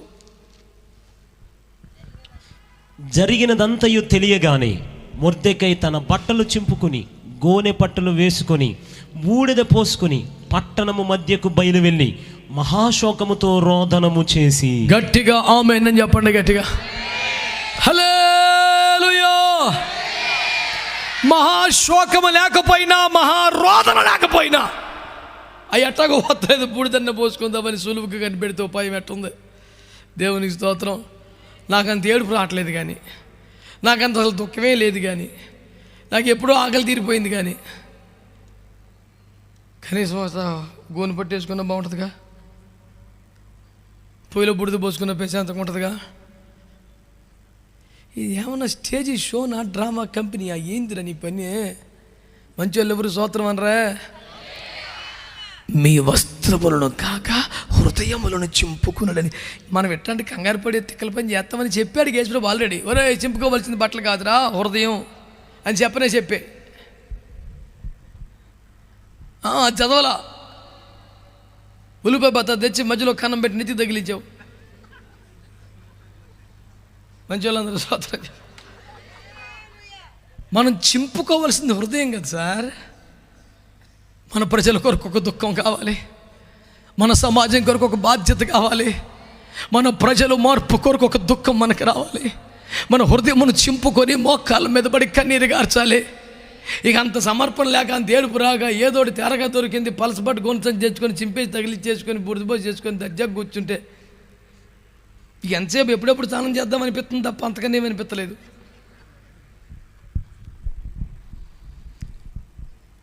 కఠినమైనటువంటి భారమును, కన్నీటి ఉపవాస ప్రార్థనలు, హృదయమును చింపుకొనవలసినటువంటి సమర్పణను వెలుపటి క్రియలుగా మార్చేసి పబ్బం గడుపుకోవద్దు. వద్దు. నువ్వు దేవుని సన్నిధిలో మహారోధన చేయవలసిన దైవ సేవకుడివి. గట్టిగా ఆమేనని చెప్పండి. యూదులందరి మీద ఒక్కసారి మరణ శాస్త్రం విధించబడిందని, ఒక్క దినమంద యూదులందరూ 127 సంవత్సరాలు ఒక్కడు మిగిలిపోకుండా చంపే ఒక చట్టం బయలుదేరిపోయింది, శాసనం అయిపోయింది. అంచెల వారి చేత తాకీదులు 127 సంవత్సరాలకు పంపించబడ్డాయి. ఇక మరణమే అన్న ఒక భయంకర క్షణములో ఇట్టి శాసనము చేయబడిన ఎరగగానే సింహాసనం దిగాడు. ఈనాడు పోలా ఇంకా ఎస్తేర్లో ఉన్నా మహారోదన చేశాడు, గోనె పట్ట కట్టుకున్నాడు, రాజమార్గంలోకి వచ్చాడు, చాలా దుఃఖము సలుపుతున్నాడు. ఈ దుఃఖం మెల్లిగా శూషణ కోటకు పాకింది. ఎస్తేరు తన చలికెత్తులు ఉపవాసం ఉండి ప్రార్థన చేశారు. ఆమె మాటను బట్టి 127 సంస్థానములో చెదిరి ఉన్న యూదులందరూ 3 రోజులు ఉపవాసం ప్రార్థన చేశారు. అంతకుముందు 127 సంవత్సరాలు ఎడు చూసినా సందడే, ఎవరైనా పెళ్లి కూర్తమ్మ కుమార్తె అయిపోతారని ఆనందమే. అన్ని రోడ్లు చూసిన కోటకే. అకస్మాత్తుగా దుష్టుడు ఒకరు బయలుదేరాడు. పనికి మన హామాను తయారయ్యాడు. దేవుని ప్రజల మీద కక్ష కట్టాడు. మొర్దెకై మీద కోపం వస్తే మొత్తం యోధా జాతిని సాగొడతాకు ప్లాన్ చేశాడు. నీకు ఎవరి మీద కోపం ఆడుతూ ఎవరు అందరూ ప్లానం చేస్తావు ఎందుకు దుర్మార్గుడా అని ఏడుతున్నాడు. కానీ అన్ని దమ్మెవుడికి లేదు. చచ్చిపోతున్నారు జనం. నీ ఇగో సెట్ అయితే నీకు ఎవడి మీద కోపం పోతే జనాలు సాగొడతావు ఏందిరా అంటుంటే ఎండ చట్టం అయిపోయింది. ఆడొక రాజుగాడు ఉన్నాడు, ఎవరిని చూడడం.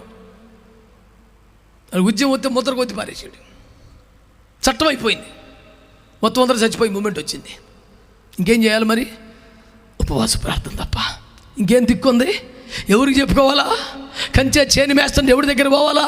చంపమని చట్టం చేసిందే రాజుగారు అయితే అసలు చట్టానికి రూపకల్పనే ప్రధానమంత్రి సభలో హామాన్ చేస్తే ఇంకెవడంటే దిక్కు? ఉపవాసాలు, జాగరణాలు, కన్నీరు, ప్రార్థనలు చేశారు. ఆశ్వరోజు రాజ్యంలో జరిగిన కార్యం ఇది.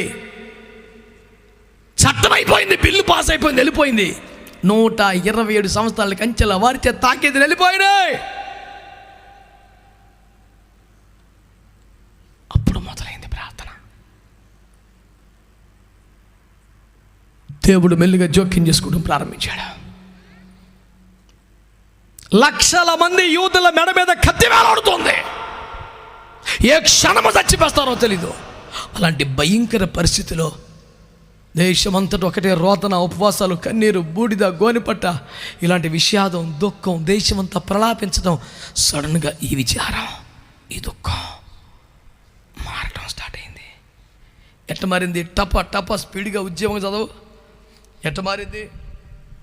రాజు గుమ్మము ఎదుటికి వచ్చి 7వ అధ్యాయం 10వ వచనం. కాగా హామాను మొర్దెకైకి సిద్ధము చేసిన ఉరి కొయ్యి మీద వారు అతనినే ఉరి తీసిరి. ఆమె అనండి ఒకసారి. ఎవడైతే చట్టం చేశాడో, ఎవడైతే ఈ ప్లాన్ వేశాడో, ఈ మొర్దెకై అనే పాస్టర్ గారిని మామూలుగా చంపకూడదురా. వాడి శవం ఊరని చూడాలంటే 50 మీటర్ల ఎత్తులో ఊరుకు, 50 అడుగులో 50 మీటర్లు. ఎంత? 50 మూరలా? మూరలో మూరంటే అడుగున్నారు కదా సార్. అంటే సుమారు ఎంత? 75 అడుగులు ఎత్తులో ఉరికొయ్యి పెట్టాడంటే అసలు ఎవరన్నా అపార్ట్మెంట్లు కూడా కట్టిచేస్తున్నారు అంత ఎత్తు. అంత ఎత్తు పెట్టాడంటే ఈ దేవుని బిడ్డలు ఊరందరికి తెలియాలి, ఒక్కొక్కడికి భయం ముట్టాలి, ప్రార్థన మానయ్యాలి, హల్లెలూయా అన్నాడు వాడు. స్తోత్రం. మారిపోయింది కోటం. అందరూ ఉపవాసం ఉన్నారు. భయంతో, దిగులుతో, దుఃఖంతో, కన్నీళ్లతో ప్రార్థన చేశారు. విచారము, మనవి, మొర్ర, మూలుగు దేవుని సంధికి వెళ్ళిపోయింది. ఏం జరిగింది తెలిసిన? ఈ దుష్ట, దుర్మార్గ, పాపిష్టి, కుతంత్ర, మరణ చట్టములు చేసిన పెద్ద మనిషిని రాజుగారు అదే 75 అడుగుల ఎత్తులో ఉరి తీసేయమన్నాడు. స్తోత్రం చెప్పండి. 8వ అధ్యాయం 8వ వచనం. అయితే రాజు పేరట రాయబడి రాజ ఉంగరముతో మృద్దించబడిన తాకీదును ఏ మానవుడును మార్చజాలడు. నేను ముద్ర అయితే ఎవడు మార్చడు. అలాంటి చట్టం చెయ్యి. ఏంటి? ఏం రాయాలి అందులో? కాగా మీకు ఇష్టమైనట్లు మీరు రాజునైన నా పేరిట యూదుల పక్షమున తాకీదు రాయించి రాజు ఉంగరముతో. సార్ ఎక్కడ ఉందా? రాజుగారు అంటాడు, రై నా ముద్ర ఉంగరం గుద్ది పారేసి మీకు ఇష్టమైనట్టుగా చట్టం రాసుకుంటారా? చరిత్రలో ఉంటుందా సార్ ఇది? దుష్ట, దుర్మార్గ, నికృష్ట, పాపిష్టి హామాను చంపేయటమే బేపచ్చం అనుకుంటే అక్కడ కాపలా కోటం ఓ తెల్లకాయతం తెచ్చి రాజుగారు ముద్ర గుద్దేసి, అరే మీకు ఇష్టమైనట్టుగా చట్టం రాసుకుంటారా? గట్టిగా స్తోత్రం చెప్పండి. గట్టిగా స్తోత్రం చెప్పండి. ఇది జరుగునని మేము అనుకున్న భీకర కార్యములు యెహోవా జరిగించగా అన్యజనులు దానిని చూచి కొట్టు. గట్టిగా ఒకసారి చప్పట్లో హల్లెలూయా. ఎక్కడైనా ఉందా సార్ ఇది? రాజుగారు ఒక వైట్ పేపర్ తెచ్చి తన ఉంగరంతో ముద్ర కొట్టి మీకు ఇష్టమంటే రాసుకుంటారా? మీరు భయంతో, దిగులతో, ఆందోళనతో ఉన్నారు కదా, మీకు ఏది సెక్యూర్ అనిపిస్తుందో, ఏది ప్రొటెక్టివ్ అనిపిస్తుందో, ఏది న్యాయం అనిపిస్తుందో రాసుకోండి. చట్టం ఆల్రెడీ ముద్ర కొట్టేసాను అన్నాడు. నెక్స్ట్ 8:15. అప్పుడు మొర్దెకై ఊదా వర్ణమును తెలుపు వర్ణము గల పోయింది, గోను సంచి పోయింది. స్తోత్రం చెప్పు. ఇంకా ఇంకా బంగారపు పెద్ద కిరీటమును అవిసెనారతో చేయబడిన ధూమ్ర వర్ణము గల వస్త్రములను ధరించుకొనిన వాడు. ఇక నెక్స్ట్ అదేనేమో. స్తోత్రం చెప్పు. రాజ సముఖము నుండి బయలుదేరను. రాజు సముఖమును బయలుదేరు. ఇంకా చదువు. అందు నిమిత్తము శోషను పట్టణం ఆనందించి కొట్టు కొట్టు కొట్టు. ఇప్పుడు కొట్టు. ఎస్తేరమ్మ చూడలేకపోయింది. నన్ను పెంచిన తండ్రి, నన్ను కనకపోయిన గుండెలు కచ్చుకున్న తండ్రి, అమ్మ నాన్న చచ్చిపోతే కన్న తండ్రిగా చేర్చుకొని నన్ను ఒక రాణి ఎగునతగా పెంచి పెద్ద చేసి తన పోషణ కాలమందుండిన దినములలో నన్ను సంరక్షించాడు. సూషణ కోటకొస్తే నన్ను వాకపు చేశాడు. ఏం మాట్లాడాలో ఏం మాట్లాడకూడదు నేర్పించాడు. రాణి ఎగునంతగా హేగే నడిపింపుకు అప్పగించుకునేలా చేశాడు. ఇంతటి అభివృద్ధికి ఆశీర్వాదానికి కారకుడైన నా తండ్రి గోనె పట్ట కట్టుకున్నాడే, బూడిద పోసుకున్నాడే, రాజవీధుల్లో ఏడుస్తున్నాడే అని తట్టుకోలేకపోయింది ఎస్తేరు. రాజవస్త్రాలు పంపించింది, ఖరీదైన బట్టలు ఇచ్చింది.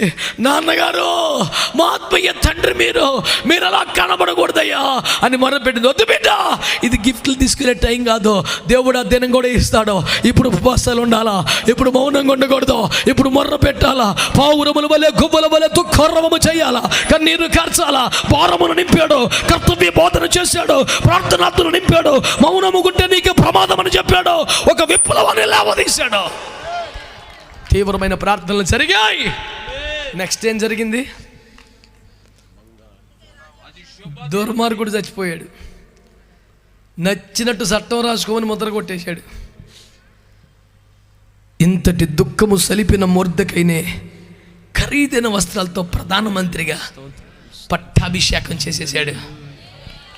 9వ అధ్యాయం 21 నుంచి. యూదులు తమ పగవారి చేత బాధపడక నెమ్మది పొందిన దినములనియు వారి దుఃఖము పోయి. ఏం రోజులు వచ్చినాయి నాన్న? హల్లెలూయా.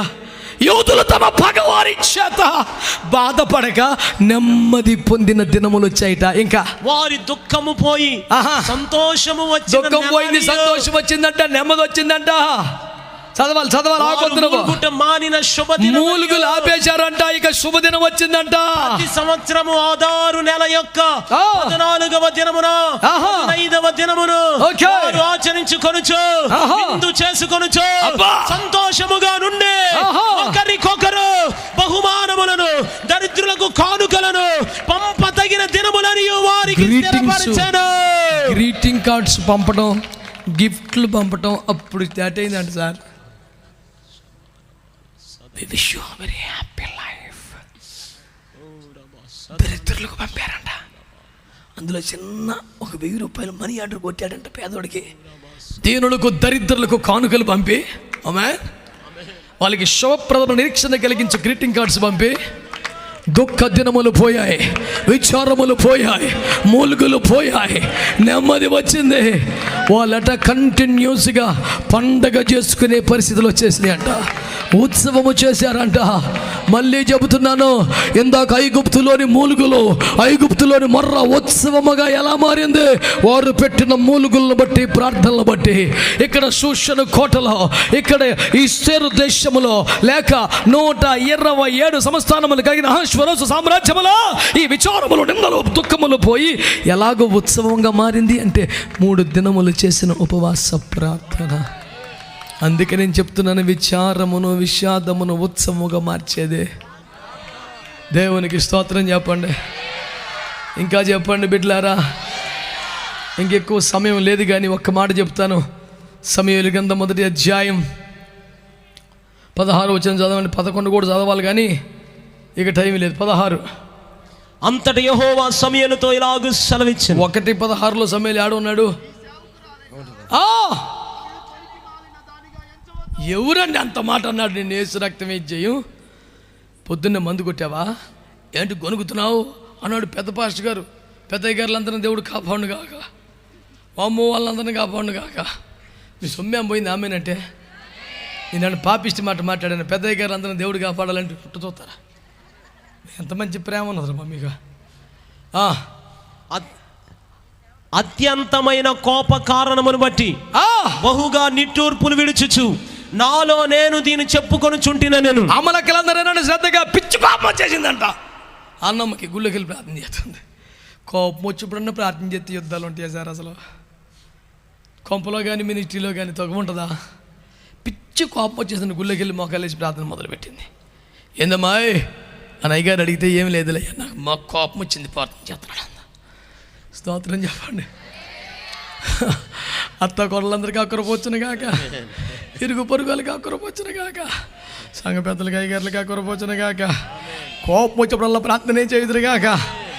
అసలు తగువే లేని సమాధాన భూప్తి సంప్రాప్తి రస్తూ. అసలు తగువ ఇంకెక్కడదా అయ్యా? కోపం వచ్చినప్పుడల్లా ఏం చేశారంట? స్తోత్రం చెప్పండి గట్టిగా. అత్యంతమైన కోప కారణం బట్టి యెహోవా సన్నిధిలో మూలిగిలుడుతూ ప్రార్థన. ఎందుకు కోపం వచ్చింది? సంవత్సరానికి ఒకసారి శిలోకు వస్తున్నాం. పాపాలతో బలిహీనత లోపాలతో పొరపాట్లు దేవుని సందుకు వచ్చినప్పుడు ఇక్కడ ఉన్నటువంటి దైవజనులు ఎవరైనా ఉన్నారేమో అని చూస్తే పెద్దయ్య గారు బలిహీనుడే కథలు లేకబడి ఉంటే కుర్రగాలు చేతికి అందుకు వచ్చారు. సేవకులు మా పాపములకు ప్రాయశ్చిత్తార్థమని మళ్ళీ చేస్తారని ఆశ పెట్టుకుని వస్తే మా పాలక పరిహారం చేయకుండా మాతోనే పాపం చేసి దుర్మార్గులు తగలబడ్డారు. ఇలా జరిగితే ఎలాగా? సేవ పాడైపోద్ది, దీపం ఆరిపోద్ది, మందిరం ఎంతటితో అయిపోద్ది, ఇక నాశనం అయిపోద్ది. ఇలా జరగటానికి వీల్లేదు. నన్ను ప్రేమించి నాకు కుమారునిగా నిత్యవంటాన్ని సరిగ్గా తయారు చేయడం వదులుతాను అన్నది. హఠాగట్టిగా దేవునికి స్తోత్రం. ఈ పెరిగిన మాట్లాడిన పనికి మేలు మాటలు బట్టే బాధ వచ్చేసింది అనుకున్నావా? ఆ సైతాన్ని ఎప్పుడు అనే మాటలు అయిపోయింది. కొత్త ఏం కదా, అలవాటు పడిపోయింది. అన్నమ్మ కూడా అసలు బీపీ వచ్చింది దాని గురించి కాదు. అసలు అదే బేబచ్చని పాయింట్ అయితే కొడుకే పుట్టకల్లా కూతురు పుట్టిన గొడ్రాలను నిందపోతుంది. అసలు పాయింట్ అది కాదు. కొడుకు పుడితే యాజకుడు అవుతాడు, యాజకుడు పుడితే దరిద్రం ఆగుద్ది. అయ్యగారేమో కదలలేకపోతున్నాడు, పెద్ద మనుషులు కుర్రగాళ్ళేమో ఆగట్లేదు. ఇలా దుర్మార్గులు అయిపోయారు, దుష్టులు అయిపోయారు, పాపిష్టులు అయిపోయారు. పాపాలకి ప్రాయశ్చిత్తం చేయకుండా వచ్చిన వాళ్ళతోనే పాపం చేస్తున్నారు. ఇలా కుదరదు. సరైన ఒక్క సేవకుడు కావాలి నాయన. దీపం ఆరిపోక మనపో, మందిరం మూతపడక మనపో, మినిస్ట్రీ నాశనం అవ్వక్కితం, నువ్వు ఒక్కనే లేపు ప్రభా, ఇంత కుదరదు ప్రభా అని ప్రార్థన మొదలుపెట్టింది. సమయాన్ని దేవుడిచ్చాడు అని సరిగ్గా తయారు చేసింది. పాలు మరిచే లోపే సేవ మొత్తం నేర్పించేసింది. కూర్చోబెట్టి గుల్లాపు చెప్తే స్తోత్రం చెప్పండి గట్టిగా. గేడి కొంగలాగా అయిన తర్వాత కూడా వందనాలు చెప్పి అయ్యగారి కంటే చెప్పడీడు. రోజు చెప్తావు కదా, నా చెప్పినాను అసలు వందనాలు అంటాడు ఆడు. దెబ్బలు పడతాయి చెప్పు అన్ని పడే రకమైతాడు. ఎందుకు ఎప్పుడో చెప్పుండేవాడు. నువ్వెంత సుత్తాడికి తెలుసు ఆడు. నేను చెప్పను అంటాడు ఆడు. ఇక పాచిగారి పరుగు పోయిద్దని పర్లేదులే నువ్వు చెప్పావుగా. పిల్లలుగా ఏం తెలియదులే అనబాగలే అమ్మా. బాలుడైన సమూయేలు అక్కడనే యెహోవాకు మొక్కాడంట. ఏమి నేర్పించింది సార్ తల్లే. నెక్స్ట్ చాప్టర్కి వెళ్తే బాలుడైన సమూయేలు ఏలీ ఎదుట యెహోవాకు పరిచర్య చేయించాడు. ఏలీకి పరిచర్య చేయడం వాటర్ బాటిల్ ఇవ్వటమో, ప్లేట్ పట్టుకొస్తామో, కర్ర పట్టుకొస్తామో, టవల్ పట్టుకొస్తామో సులువు. కానీ ఏలీ ఎదుట యెహోవాకు పరిచర్య చేస్తున్నాడు. ధూప దీప నైవేద్యాది కార్యక్రమాలు చేస్తేనే యెహోవాకు పరిచర్య. కొమ్ములు తిరిగిన యాజకులే మహాఘనత వహించిన పెద్దలే చేయలేకపోతున్న సేవని పసిబరుడు అలవొగ్గా చేస్తున్న ట్రైనింగ్ ఎవరిదే? ఏలీ గారు ఇచ్చారా? ఈ పాపిష్టి కొడుకులు ఇచ్చారా? అన్నమ్మ ఆ కన్నమ్మే చెప్పింది ట్రైనింగ్ అంతటి చేయాలి కొడుకరే. ఇది బలిపేటం. ఇక్కడేమో ఇట్లా కట్టెలు పెడతారు బలి. ఓకేనా? ఈ పాత్ర ఇదిగో నిప్పులు తీసుకొని అక్కడికి వెళ్ళాలి. ఓకేనా? ఈ దీపవృక్షం తైలం పోయాలి. ఇది ఆరిపోకూడదు. ఎప్పుడు చూసుకోవాలి నువ్వు. మరి అయ్యగారు పెద్దోళ్ళు అయిపోయారు, నువ్వే చూసుకోవాలి. అనయోళ్ళు చేయరు, నువ్వే చెయ్యి. అన్నీ అయ్యగారి పనులు, అనయోళ్ళ పనులు మొత్తం అందరి పిల్లడికి ట్రైనింగ్ ఇచ్చేసింది. నాకు ఇష్టమైన మాట చెప్పనా? దీపం ఆరిపోక మునుపు సమూయేలు పరిచర్య. ఇక ఆరిపోతుందిరా దీపం అనే లోపు ఎంట్రీ ఇచ్చాడంట పిల్లోడు. ఇక దీపం మారనిస్తా. స్తోత్రం చెప్పండి. ఎన్నో మినిస్ట్రీస్కి కార్యం ఈ రాత్రి జరగాలి. అయ్యగారితోనే ఆఖరేమో. నెక్స్ట్ ఇలాంటి ఉద్యమం ఉండదేమో, ఈ ప్రపంచం కొనసాగదేమో, ఈ సేవ కొనసాగదేమో, ఈ దీపం ఆరిపోద్దేమోనని ఎంతలో సంఘంలో తల్లులు పెద్దలు ఏడుస్తున్నారు. తల్లులారా మీ ప్రార్థన దేవుడు విన్నాడు. పెద్దలారా మీ ప్రార్థన దేవుడు విన్నాడు. దైవ జనులారా మీ ప్రార్థన దేవుడు విన్నాడు.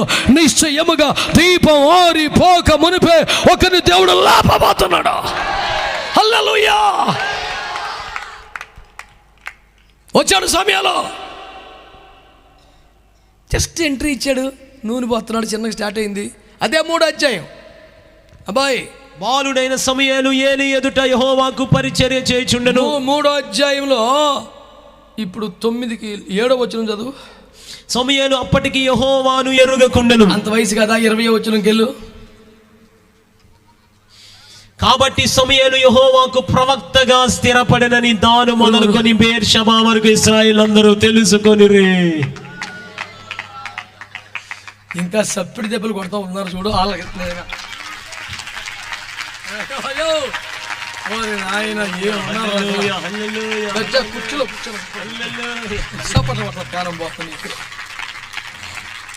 సొమ్ముడు అడిగాడా కూడా నీకు అకౌంట్ నెంబర్ ఇచ్చాడా?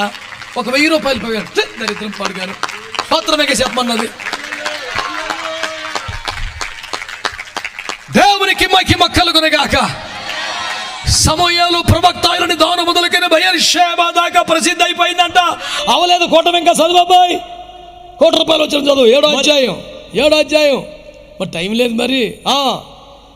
13వ వచనం. ఇలాగున ఫిలిష్తీయులు అనపబడిన వారై ఇశ్రాయేలు సరిహద్దులోనికి తిరిగి రాక ఆగిపోయిరి. సమూయేలు ఉండిన దినములన్నిటను వినండి. సమూయేలు బ్రతికి ఉండిన దినములన్నింట యెహోవా హస్తము ఫిలిష్తీయులకు విరోధముగా కొట్ట. ఒక్కడు సార్, ఒక్క దైవజనుడు సార్. ఇంతమంది చాలరా సార్, దేవునికి స్తోత్రం కలుగును గాక. ఒక్క దైవజనుడు సార్. సమూయేలు బ్రతికి ఉండిన దినములన్నింట ఫిలిష్తీయులకు విరోధంగా యెహోవా హస్తం నిలబడిందంట. అవలేదు 15 వచ్చిన చదువు. 15. సమూయేలు తాను బ్రతికిన దినములన్నీ ఇశ్రాయేళ్లకు న్యాయాధిపతిగా ఉండెను. ఆమె అనుమతి అతలేదు మీకు. నేను కొంచెం చెప్తాను. సమూయేలు బ్రతికి ఉన్న దినములన్నింట దీపం ఆరనివ్వలేదు. సమూయేలు బ్రతికి ఉన్న దినములన్నిట ఇశ్రాయేలుకు న్యాయాధిపతిగా ఉన్నాడు. సమూయేలు బ్రతికున్నంత కాలంలో రాజులు కావాలంటే రాజులు, ప్రవక్తలు కావాలంటే ప్రవక్తలు అందిస్తూ వచ్చాడు. సమూయేలు బ్రతికి ఉండిన దినములన్నిట ఫిలిష్తీయులు ఇశ్రాయేలు వైపు కన్నెత్తి చూస్తే ధైర్యం చేయలేదు. హల్లెలూయా. ఎంతమంది సారిని బీభత్సాల కారకుడు ఒక్కడు. One little Samuel became the highest man of the God, became the giant in the faith that nobody could stand before him. All the Philistines started trembling before the prophet of God, Samuel. అక్కడే పుట్టారు దావీదులో. అక్కడే ధైర్యం అసలైన సేవ అంతా దీపం ఆరనివ్వట్లేదు. ఇలాంటి బేభత్సమైన సమూయేలు ఏడికెళ్ళి వచ్చాడరా? ఒక తల్లి కన్నీరు. అవేం పాస్టమ్మ గారు కాదు సార్, సంఘబిడ్డ. సేవ మెల్లిగా చల్లారటం చూసింది. అబ్బో, పరిస్థితులు మారడం చూసింది. ఒకవేళ అయ్యగారు వెళ్ళిపోతే ఇంక సేవింతే. ఈ లోపే ఒక దైవజనుడు కావాలి మనకి. మోకాలు వేసేసింది, మహారోదన చేసేసింది. ఆ రోదనలో నుంచి జీవితకాలం అంతా ఫిలిష్తీయులకు అపజయం. దీపం ఎప్పటికీ ఆరనివ్వని సమయంలో రాజులు కావాలన్నా, న్యాయాధిపతులు కావాలన్నా, care of address Samuel the profit of God. నేను అంటున్నాను, విషాదమును విచారమును ఉత్సవముగా మార్చేది. అందుకే ప్రార్థనోత్సవాలు ఏర్పాటు చేయమన్నాడు దేవుడు. దైవజనులు సంఘము కలిసి ప్రార్థనలు చేయాల్సిన ఒక అవసరం వచ్చింది. పరిస్థితులు చేజారిపోతున్నాయి. పిల్లగాళ్ళు మాట వినటం లేదు. తండ్రులు చతికిలు పడిపోతున్నారు. దీపం మారిపోయే పరిస్థితులు వస్తున్నాయి. భయంకర పరిస్థితులు మారిపోతున్నాయి. హామానులు చెలరేగిపోతున్నారు. తాకీదులు పంపించబడుతున్నాయి. మరణ శాసనం మెడపై వేలాడుతున్నది. ఈ దశలో దేవుని జోక్యం కావాలి, దేవుని కార్యము కావాలి. విచారము ఉత్సవముగా మారిపోవాలి. దానికి ఉన్న ఏకైక మార్గం ప్రార్థన. రండి కలిసి ప్రార్థన చేద్దాం. విషాదం విచారం ఉత్సవంగా మారిపోద్ది. దేవుడు మనల్ని దీవించుగాక. ఆరోగ్యం అవకాశం ఉంటే మోకరించు, లేదా తలలోంచి కళ్ళు మూసుకో, ప్రార్థన